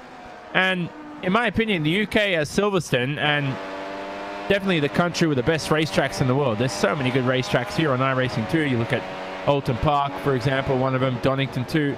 But that's why you find home drivers very fast at their home tracks. Yeah, exactly. And you got some of, for example, the iRacing Club series. Like I know the UK and I do run quite a couple of series in cars like the Kias there. As Arbe does have a run on Jonjic coming down into Stowe, but it doesn't seem like he has the straight line speed. But returning back to my point, the UK and I drivers definitely absolutely love these British tracks. They hold special places in our hearts, and we race them quite a lot in our own leagues. So we are perhaps much more used to them than a couple of these other drivers. Is that the same case for you, Jake? I mean, I'm not just sucking up to the UK because you guys are here, but the UK has the best racing circuits in the world. But by far, not even a question. Should get a gold medal in the Olympics just for that. Just add one to your total for next year.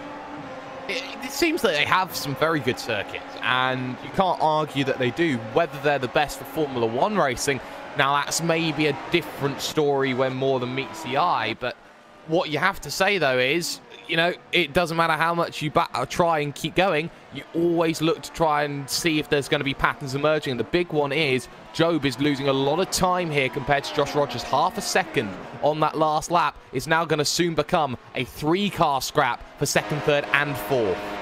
Yep, and Alex Simpson lost DRS. He didn't have it there on the hanger straight, so the man from the country which has the best racing circuits in the world is going to have a huge challenge on his hands here come the end of the event. By the way, I said next year.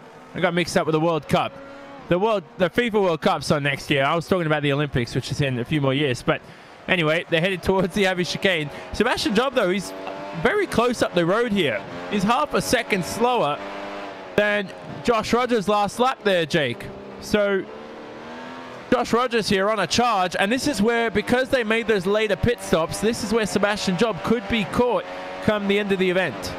He could, and he's losing ground to Frederick Rasmussen, who's now starting to fall away more and more.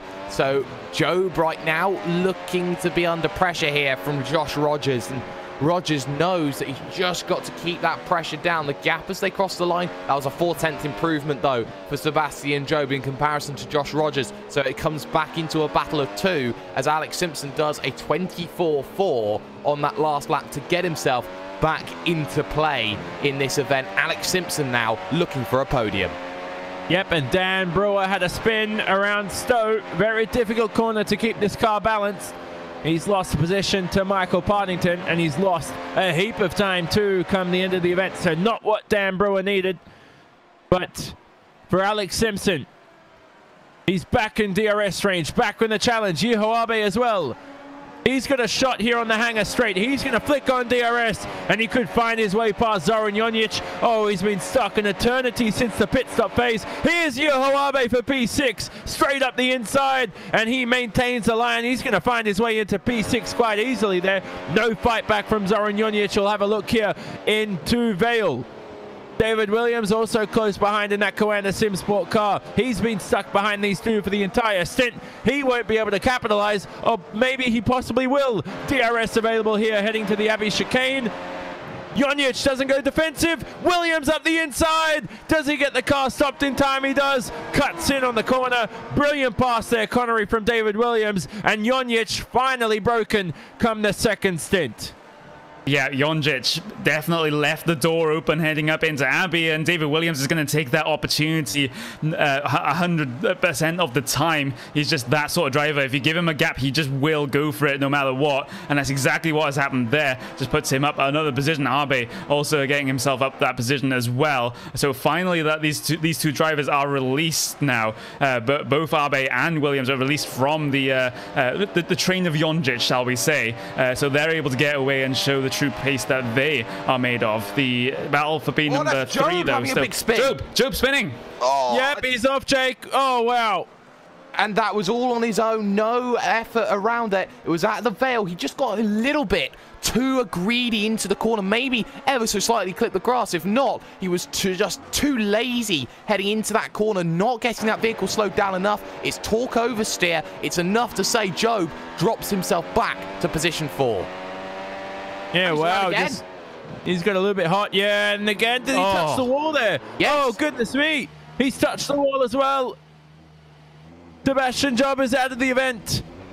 Oh, man. And climbing into the podium position is Alex Simpson in 3rd. So Josh Rogers becomes 2nd, but Job there on the exit, and he's heading towards bridge. This was the exit of the Abbey chicane onto the curbs. No traction. And remember, this is the corner where drivers have spins.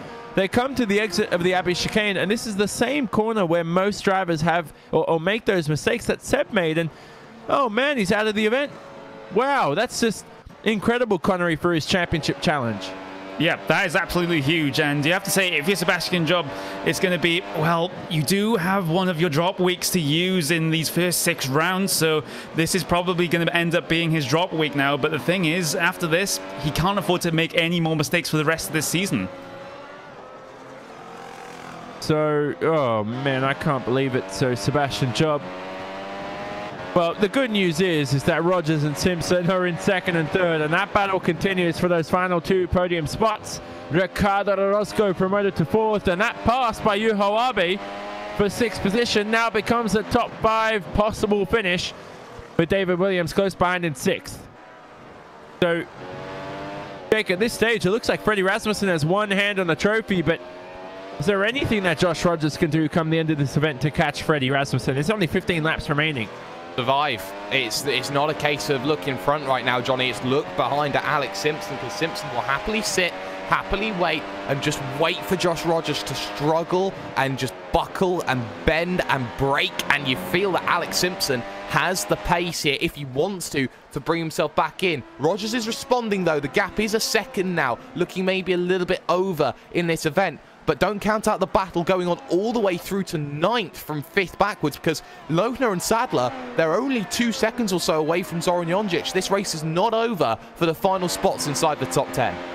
Definitely not. So Alex Sadler, who is in 8th, started in 19th. Josh Thompson, more impressively, though, 29th in the grid.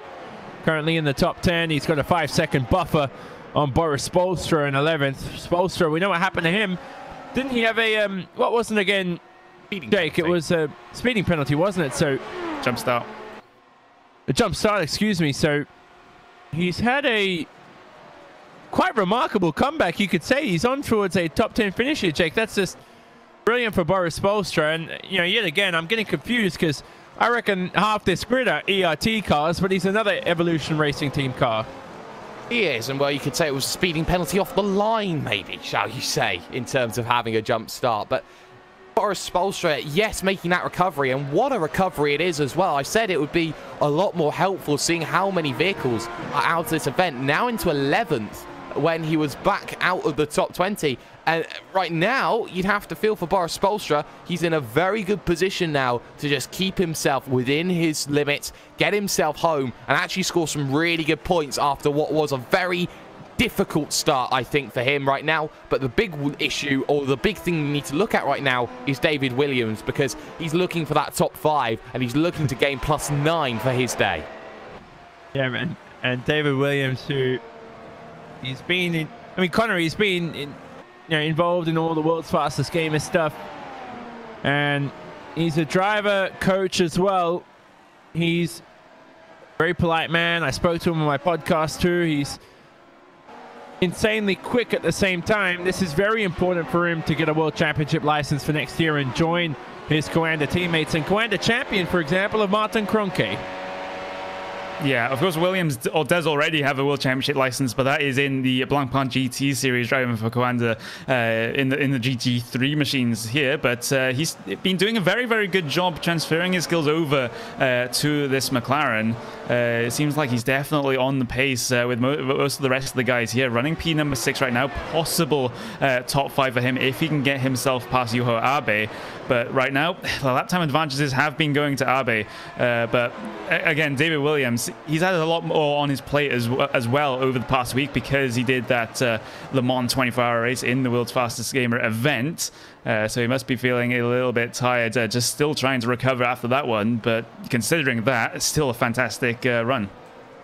And a mental challenge, Jake, for David Williams, because sim racing is very much a test of your mental strength at the moment. And not just that, but your endurance too, and your thinking, because at this level, and I've driven at this level before too, it's just that one mistake, your race is over.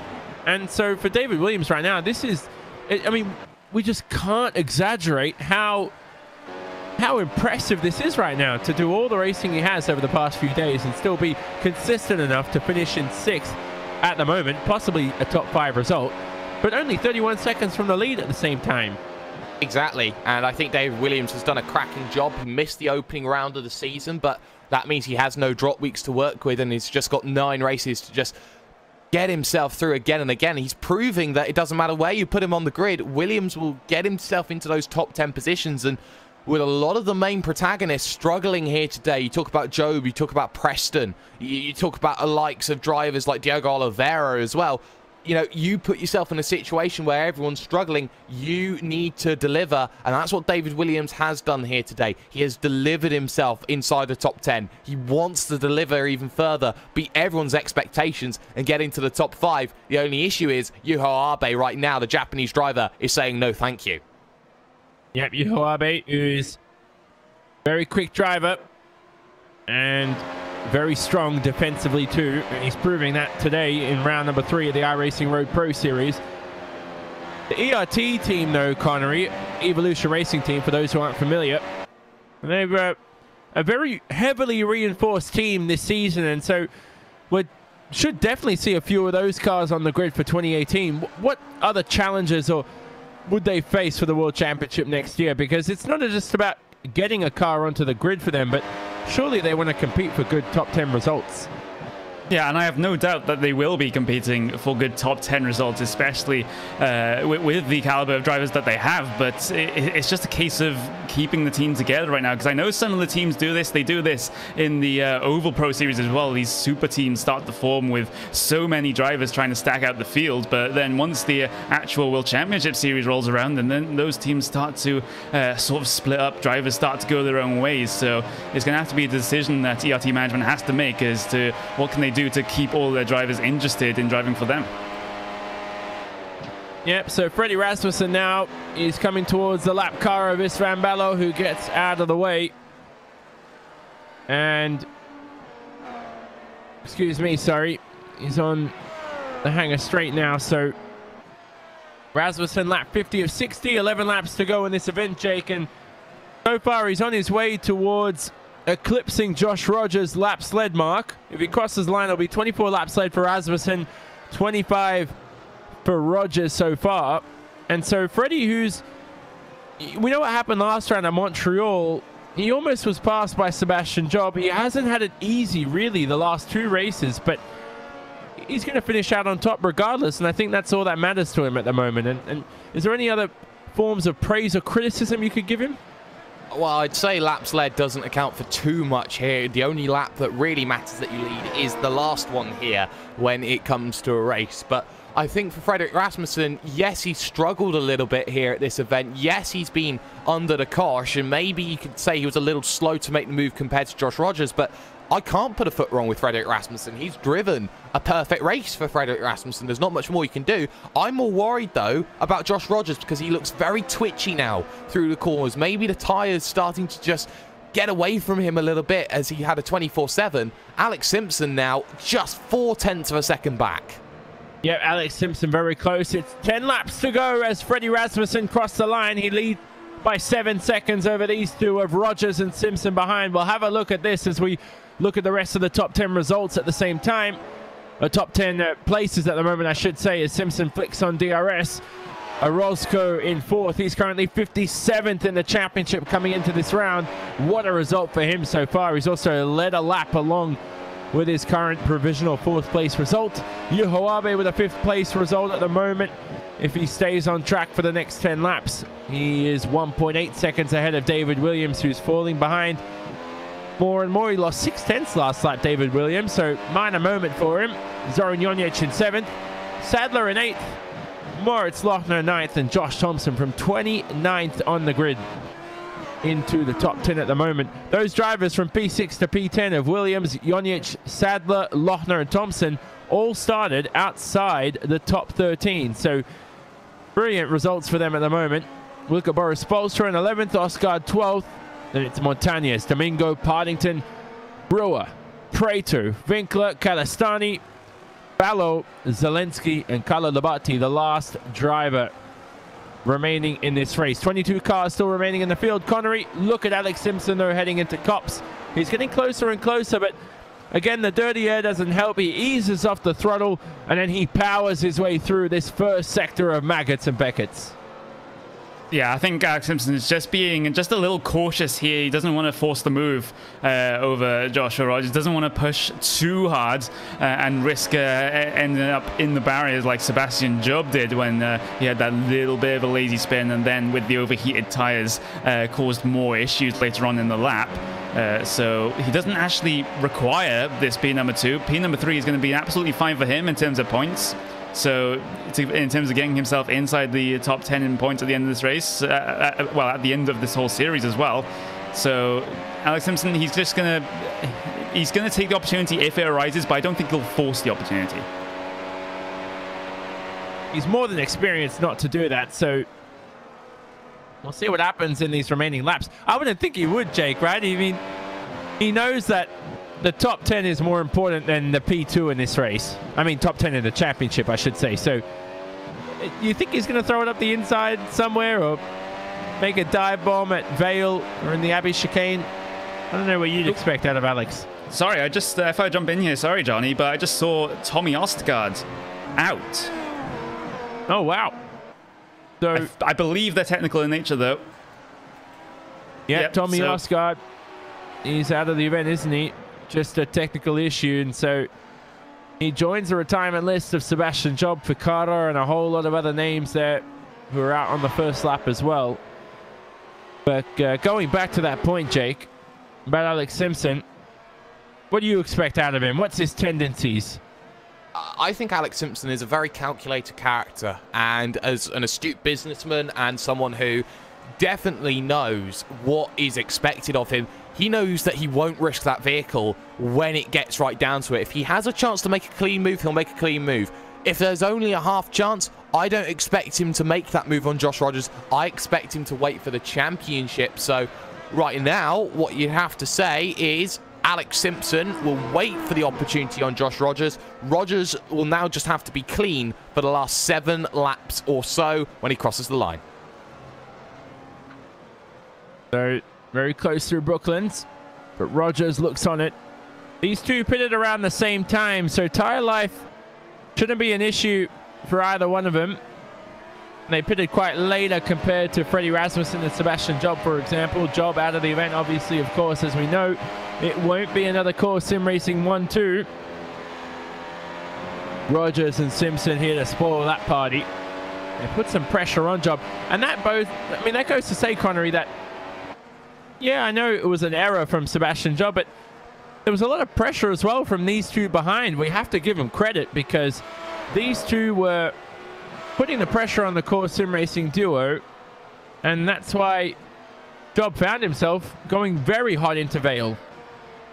Yeah, and that's a quite an uncharacteristic, unforced error from Job there. He's just, he had absolutely no one around him. You could say he was pressure from a distance from behind, but as those two cars were catching, but still, it's just not something that I've really seen Seb do before in his recent return. So that is definitely a very interesting one there. Is watching the battle between Zoran Jonjic and Alex Sadler right now. You can also count Moritz Lodner in this one as well, as he is not too far behind these guys. So it could be a 3-car fight for P number 7 coming into the final 6 laps of this event.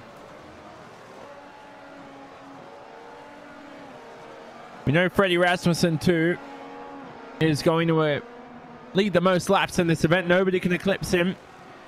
Actually, Josh Rogers still can. What am I saying? If anything goes wrong for Freddie Rasmussen. Now, Jake, we spoke last round about commentary curses, and I don't want any of that happening this round. So we're going to hope that everything's clean for Freddie come the end of this race. But Rogers, Simpson close behind, Orozco 4th, Arbe 5th. It's a huge gap between Orozco and Arbe, and I bring that up because Ricardo Orozco, despite having a poor couple of first rounds, he is, I mean, like, seriously, 16 seconds away from Freddie Rasmussen in the lead. That's insane for Ricardo Orozco. I mean, I've hardly ever seen that before, so Ricardo is insanely quick at the moment. And I'll tell you what is really interesting, 9 different teams inside of the top 9 positions. That just shows you just how diverse and difficult this field is, and how much we've talked about how, oh, it's only a 3-car series. 9 vehicles inside the top 9. I wouldn't argue against that in this situation, but Orozco has been very quick. He's shown some of the pace that we've seen out of him that has challenged the likes of Decorps in the past, that has challenged the likes of drivers like Peter Berryman and co. This is what we like to see from Ricardo Orozco, but there is more to life than just that right now, because still, Alex Sadler looking to prove himself as part of this new team at Radicals. And with Zoran Jonjic just in front, the issue is going to be that Orion car is very, very good on its top speed. I'm not sure how Alex Sadler makes his way past. Well, Alex Sadler's got very quick top speed as well, so who knows? As they all continue through Brooklands now. We'll keep track of this, because remember at the early stages of the event, we saw Alex Sadler, Connery, making some very rapid moves. And so who knows what's going to happen at the end of the race. Does he have enough power in that McLaren MP430 with the ERS management? What's he doing towards the end of this event as he heads through Cops with 5 laps to go? Yeah, so right now at this stage, he's safely inside the top 10, so not really any pressure to get this move done. And he's also gained, what is that, going to be 11 positions in this race alone. So we know that he can make those positions up, as there's a battle going on between Zelensky and Labate here, heading their way down into Vale. I think that was Labate just making his way past there on the Peak Entropy Series driver. Yep, so those two in a scrap, but I mean, Zelensky was a sitting duck on the hangar straight at the same time, so Labate, who had a very long pit stop, is now in P20, and that's just a little bit of motivation for him for next round. A little smile on his face for that late move, but he'll be a very grim man come the end of this event. Carlo Labate in the top 20 at the moment. He's got 14 seconds to make up on this Van Ballo, so you'd really not expect him to make that up over the next 4 laps, but you look at lap times as well. The top 3 almost identical in the 24.6 to 24.8 range.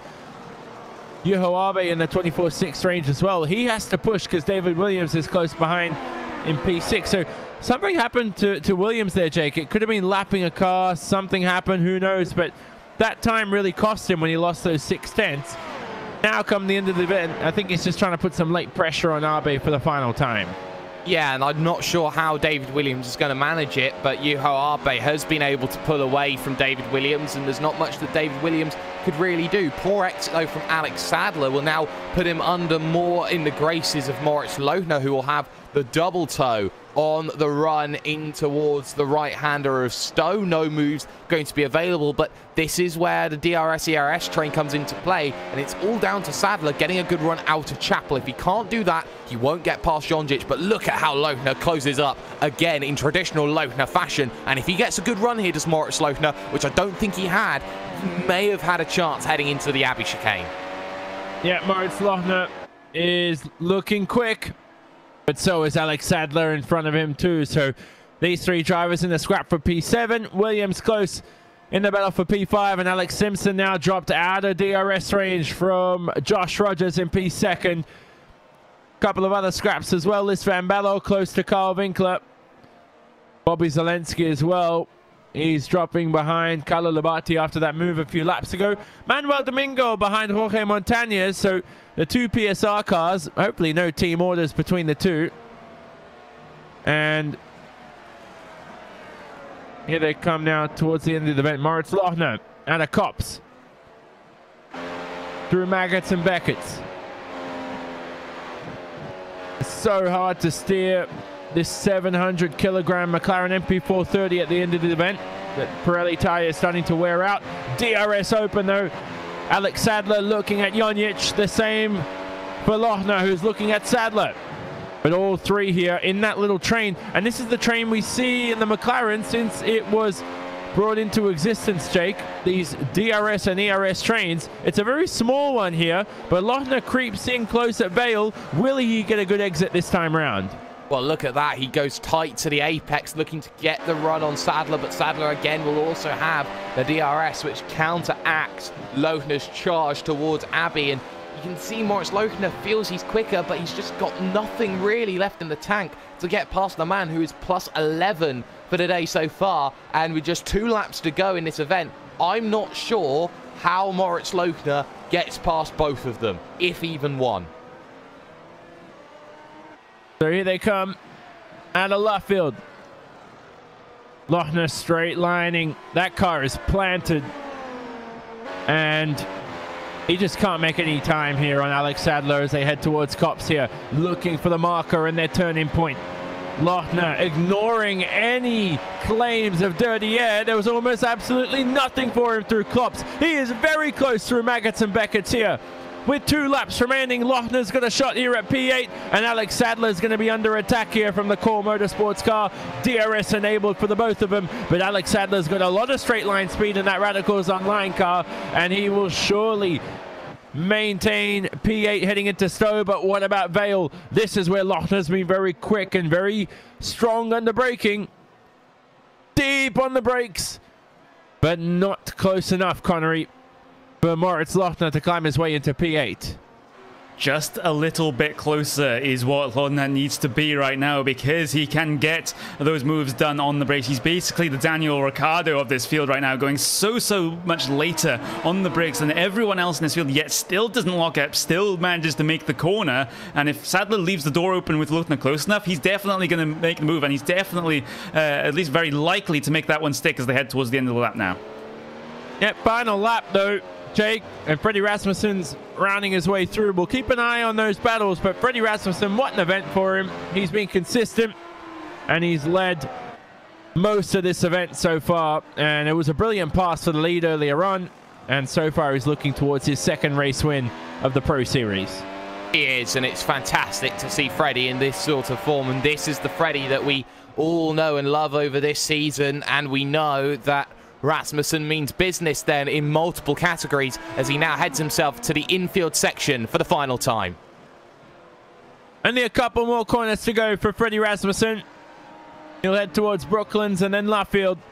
There'll be 2 wins in a row for the Core Sim Racing driver, but his teammate won't join him for a 1-2 for the first time this season. But what a valiant effort from Freddie Rasmussen, and he will win round number 3 of the iRacing Road Pro Series. Brilliant victory for Freddie Rasmussen, 7 seconds ahead of Josh Rogers, who will come home in 2nd, joined by Apex Racing UK's Alex Simpson, who rounds out the podium in 3rd. What an event for Positive Sim Racing's Ricardo Orozco. He comes home in 4th, and we have to wait a few more seconds for Yuho Abe behind. who will claim a top 5 finish ahead of David Williams. Williams couldn't do anything in that battle. He will finish 6th.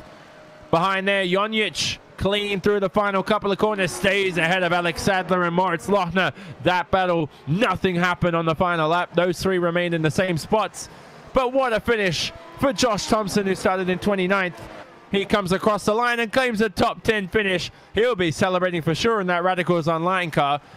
Him and Alex Sadler, 2 Radicals cars in the top 10. Brilliant result for them. What a race though, Connery, from Freddie Rasmussen. Another brilliant victory.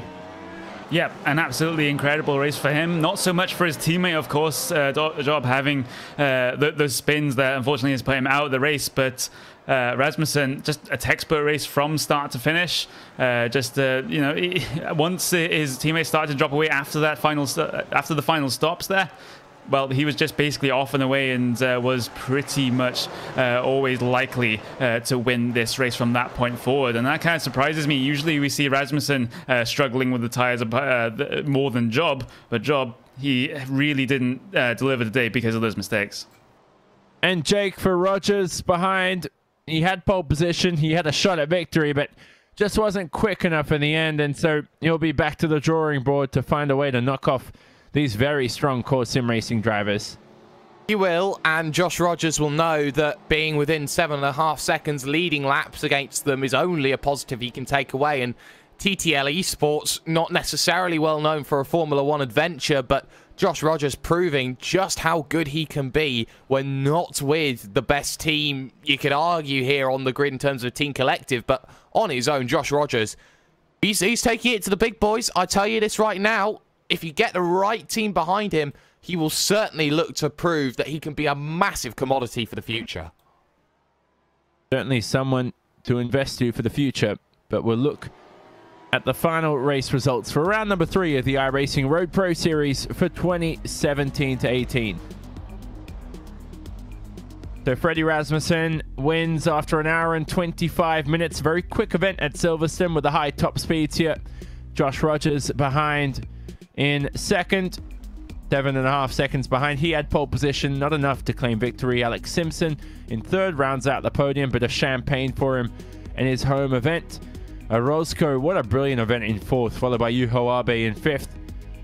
Williams and Jonic, and Williams couldn't get past Abe, but Jonic stayed ahead of Sadler and Lochner towards the end of the event. That was a very good battle.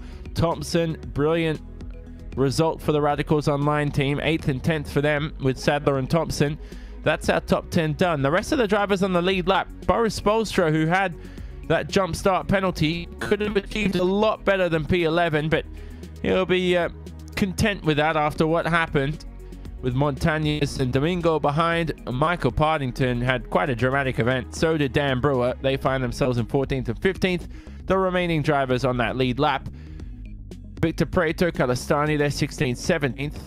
And then we had Winkler, Ballo, Labate, and Bobby Zelensky, our remaining drivers who completed this event. They were one lap behind. Some retirements as well. Oscar with technical issues. Sebastian Job with a spin and some damage there. Massimiliano Ficado as well. Nieminen, the World Championship veteran, returning to the series, returning to the Pro Series at least, finding his way down there in P25, not classified in this event, and a lot of retirements on the first lap. We know what happened with Riley Preston. Van Loos, noted some big names, Oliveira too. They did not take part in this event for any more than a few seconds. So join us shortly for our post-race coverage here from the RaceSpotTV commentary booth. You're watching the iRacing Road Pro Series for 2017-18. Don't leave us. Driver interviews coming up next.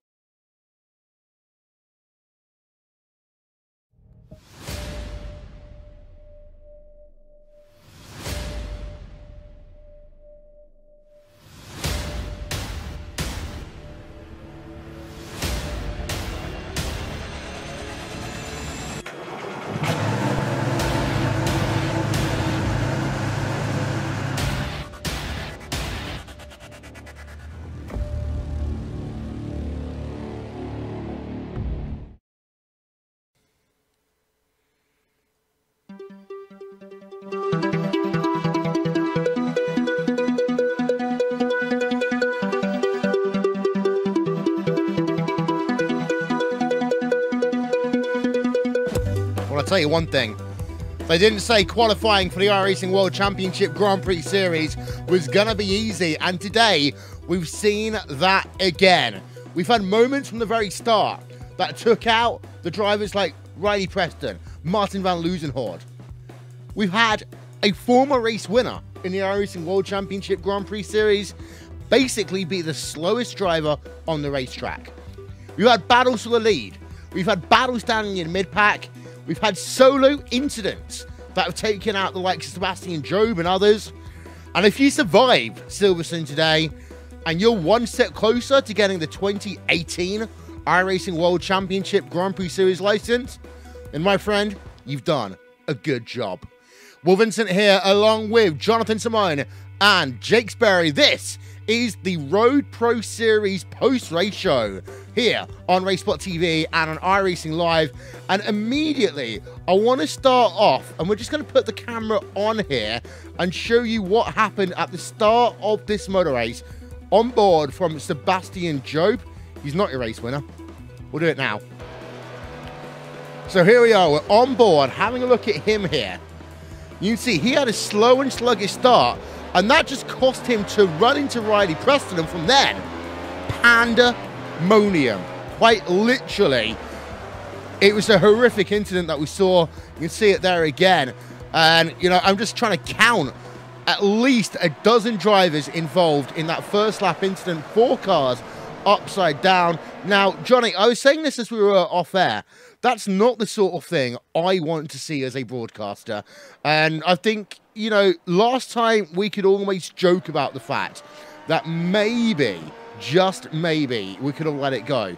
But this time, I'm sorry, there's got to be some form of an intervention, because we can't have every single race of the championship starting off with an incident that takes out a third of the field.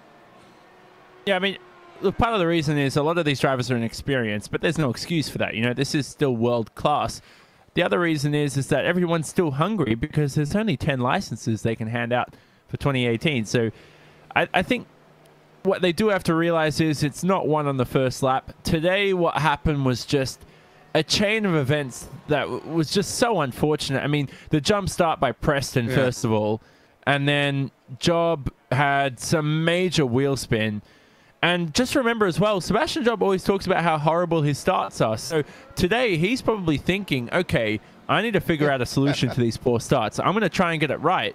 And it's completely gone the opposite way. So there is a huge starting issue for Sebastian Job in the McLaren MP430 that he needs to solve. And I just think today it's really dropped down and hammered his confidence quite a lot in the worst way possible for him with that poor start. Jake, you know, last time he was joking about if he qualifies, he might get himself a hand clutch.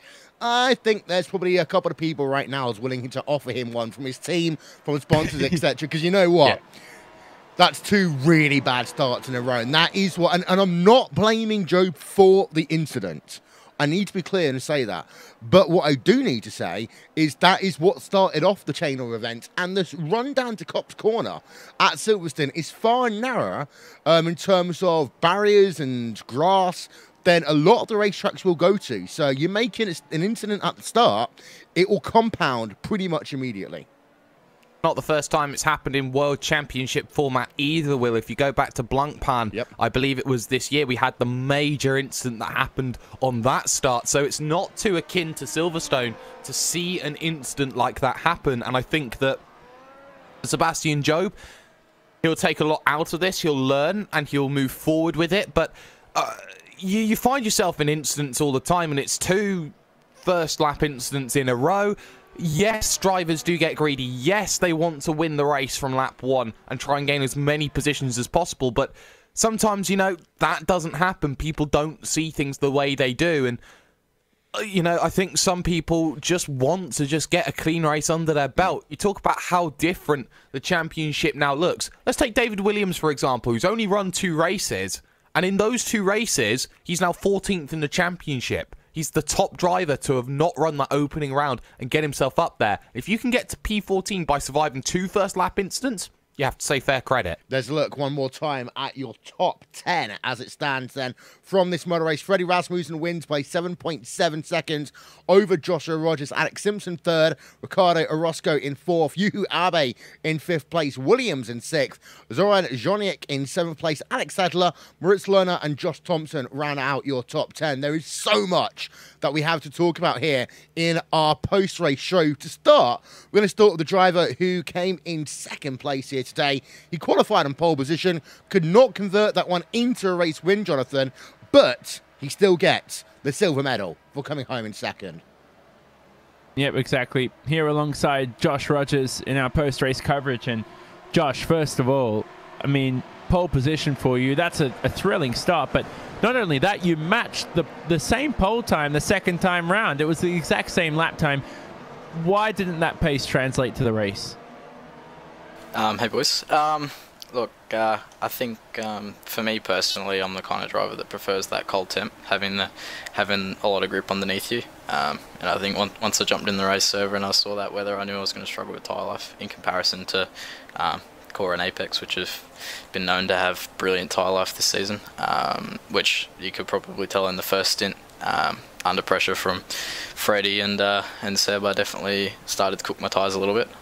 It wasn't until the second stint where I kind of composed myself and made sure that I didn't hurt my tyre too much, because I mean ultimately I wanted to go a bit longer in that first stint, but then everyone else kind of pitted, and obviously the undercut's incredibly strong in this car, so I really couldn't leave it too long. But yeah, all in all, great result. Incredibly happy with the pace and the result, obviously. It didn't come easy though, because you were passed by both core sim racing cars on the same lap within just a couple of corners. Talk about that stage of the race for you, because you were approaching the pit window. They ended up passing you. Did that change your plans at all come pit stop time? Because they did make pit stops a lot earlier than you decided to. Yeah, ultimately it did. I kind of wanted to pit around the lap 27, 28 mark. I think I pitted 25 or something. I was just incredibly worried about how my rear tyres especially would handle in that second stint. I think the car being lighter seems to take some load off that tyre and make it handle a little bit better over a long run. But yeah, that was pretty much what was behind that. Yeah, it looked like the tyres were off the cliff for you when we were watching you, and I was actually a bit happy when you entered the pit lane. But last thing I want to say is that I mean, this race has been so critical for you, because you didn't get the race win, but P2 not only helps you with the championship challenge, it puts you up into P2 in the championship, because Sebastian Job didn't score many points this round at all. So is that something you're focusing on, the championship itself, to try to win that, or is that just something you're putting to the side right now? Are you just focusing on that top 10 result? I think, yeah, definitely from round 1 through to the end of this season, I'm just going to be focusing on trying to get that consistent top 10. It seems that if you're top 10 in top split, you generally end up in the top 10 at the end of the season, and we've had a really good start. So I'd like to keep this consistency going. I'm not really too worried about race wins. Obviously tonight was an incredibly good result for me, but yeah, I'll just try and get through and then focus on next year, hopefully.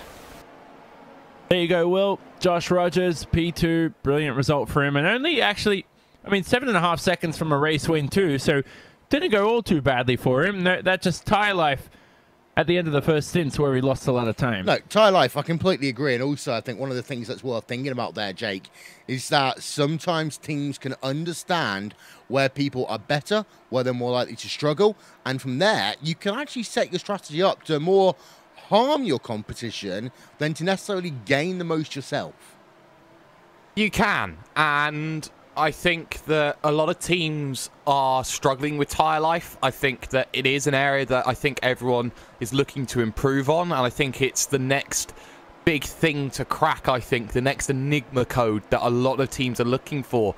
You talk about teams like Redline and Coanda who have already got it sorted out, and then you look at those teams who are, I'd say, almost there, like the Cores and Apex, and then you got the teams like Evolution Racing Team coming into this situation looking to try and work out what their tyre issues are. And it's very difficult sometimes. You need to understand what it is that you need to be doing on every given track, at every given moment, on every given temperature. And I think the massive change from qualifying to race temperatures here today really did set the cat amongst the pigeons, Will. Yeah, we do apologise, by the way, as well, for what you just saw. A random Microsoft Excel moment brought to you by Microsoft Excel. We got another driver with us. That is the driver of Alex Simpson. And Jake, he's the bow of you right now. Okay, that's certainly fine with me. Alex, hello. You certainly had the race, which I think a lot of drivers don't want to be in on lap 1, but want to be in after turn number 1, having survived an absolute onslaught on the opening lap. Yeah, hi Jake, good to be here. Yeah, that start, I mean, to be fair, I didn't see a great deal of it. I made my mind up probably like Tuesday or Wednesday, if I was on the inside, that I would get as close to that wall as possible really, really early. I've seen a lot of accidents here where they just seem to carry on to the outside, so I was like, right, get to the inside as quickly as you possibly can. And actually that was a blessing for me, because they just all checked up on that sort of on that right hand lane, and I was just a little bit further over and just sailed straight past.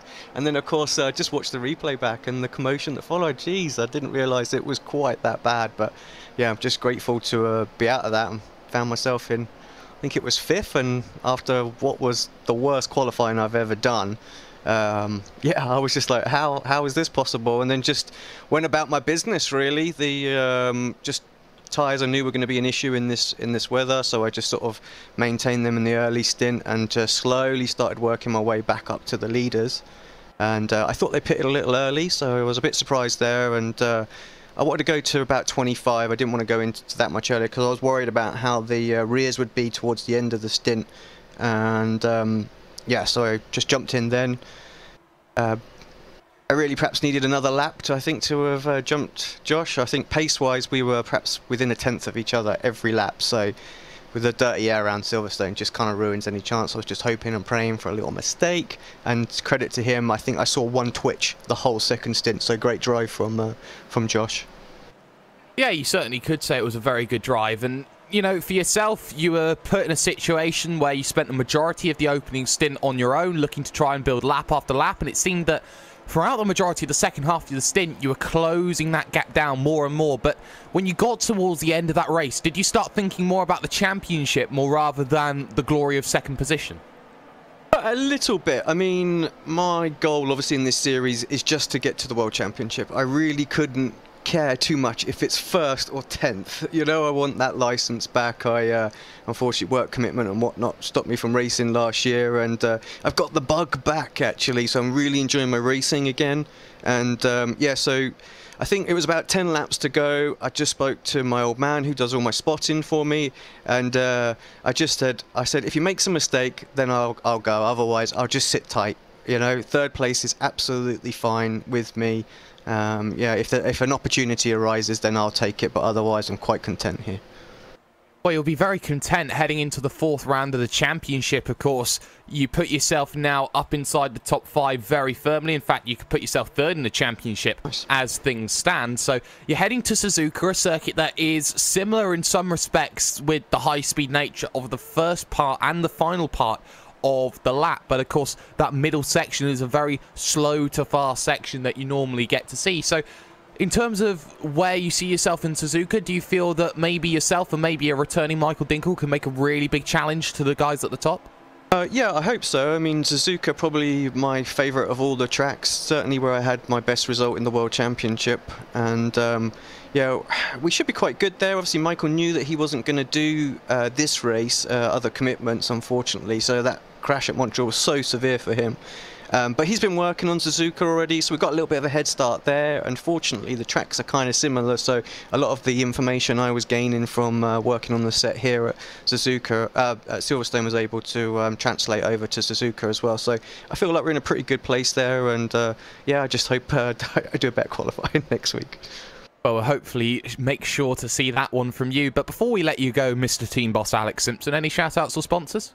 Yeah, just to the whole team, really. Thank you very much for the support they've put in as well. A lot of the World Championship drivers working behind the scenes to try and help out and give us, data and whatnot to work towards. All the sponsors, Leo Bodner, Computers PC Systems, SDK Gaming, and Precision Sim Engineering. No worries at all. Alex Simpson then 11th to 3rd, and Will, I'm pretty sure that I think 1% of people, if not less, would have predicted someone outside of the top 10 getting to a podium. A fantastic drive from Alex Simpson today. I'm actually going to try and see, and it is just that luck that when I tried to do that, the entire program crashes. But I want to try and show you the start here for Alex Simpson in a moment's time. When we have the ability to once again take control of our cameras, we will do so. Because actually, that's one of the things that is worth noting. Exactly how crazy that start was from Alex Simpson. We're on board of him. Go straight to the right. There's the incident that you could see. Staying on the right-hand side of the racetrack. A lot of people went left, thinking the grass will be safer. Then you can see the wiggle from the positive sim racing car as well. That is what put Alex Simpson up so high, so quickly. It's that time I'm going to start talking about driver of the day. And I think there really is only 2 candidates here today, Johnny. You've got Alex Simpson and Ricardo Orozco. You do. Well, Freddie Rasmussen won the race, so we expected him he's technically the quickest driver. Yeah, I know. He's technically the quickest driver. I want to give it to actually Ricardo Orozco, only because I want to get punched in the face by Josh Rogers in the same room. Ricardo Orozco is, I mean, what an event. To be 57th in the championship, now he's 25th, P4. But the reason why I'm giving this award to him is because he was only 17 seconds away from the win from Freddie Rasmussen, a.k.a. one of the best sim racers in the world. So, brilliant result for him, and I'm more than pleased with that, surely. Jake, driver of the day for you? Oh, I'm going to go different. I'm going to say Josh Thompson, because you don't often make 19 positions during a race. And not only that, Josh Thompson did so by being very calm when it came to making his moves, not being afraid to let the positions go to drivers who are quicker, and keeping himself in a position where in the final few laps, he had a charging Boris Spolstra behind him and still managed to keep him at bay by 3 seconds. My driver of the day is Josh Thompson. I would actually say as well that a contender for me would have been Moritz Lohner as well, Jake, because we saw in pretty much every battle going on in your mid-pack all day long. And this guy was losing places, gaining places, racing with heart, and not allowing himself to get too, what I had to call, frustrated on the racetrack. You could just tell someone would pass him, he'd go back out, and he'd carry on doing it. And it shows that Moritz Lohner has been learning a lot from Andre Borcher at Hoyksville Motorsports and has been understanding his role within that team and making himself a presence and getting himself inside these top 10 positions, which a lot of drivers don't often get that opportunity to do. And because of that reward, Will, he's now top 5 in the championship overall, and I think he can be very happy with that result. Well, I'm going to say hopefully at this stage. Here's a look at your championship standings coming out of Silverstone. You see Excel did some work for us in the background.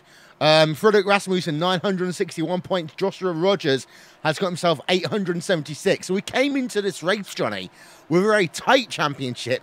It's widened out, but a lot of people need to remember you don't need to worry about winning the championship. You need to worry about being in your top 10. Right now, there is a total of 412 points between P1 and P10. That means the guys inside the top 10 coming out of Silverstone have a little bit of breathing room, is what I'm going to say. You have a look down to P11. The driver in P11 has got himself a total of 549 points. Tied Alex Sadler right now with the driver in P number 10, Carl Wilkner. So that means that when you come outside of your top 10, it is so close. You got Ficarra, Thompson, Williams, Prato, Domingo, all within 50 points. Yeah, this is seriously tight. I mean, the top few positions are almost a bit boring now because we know that those drivers are going to make it, like Rasmussen, Rogers, Simpson, Job. They're all going to make it through into the top 10 unless things go dramatically wrong. But you look down the order and, you know, Michael Partington, 6th. It seems like he's had the worst pro series in the world, and he's 6th in the championship. He's been very good, Michael Partington. Preston, with that DNF, he's also been insanely quick. So, I mean, look at some names that are missing out at the moment. David Williams, I'm looking at. Van Loosenor down there as well. I'm just trying to think about how you can't send all these names to the World Championship. There's only 10 that can go through. There are going to be tiers at the end of this Pro Series for sure next year, come Nürburgring. Especially as there's 108 drivers who have actually scored a point so far. Tanguy Pedrozzoli, last with 2 points. I want to focus on 1 point very quickly, actually, before we go any further, Jake. And this is on Freddie Rasmussen. And the question for me right now is, where is Freddie Rasmussen inside the top 10, 20, 25 drivers in all of iRacing today?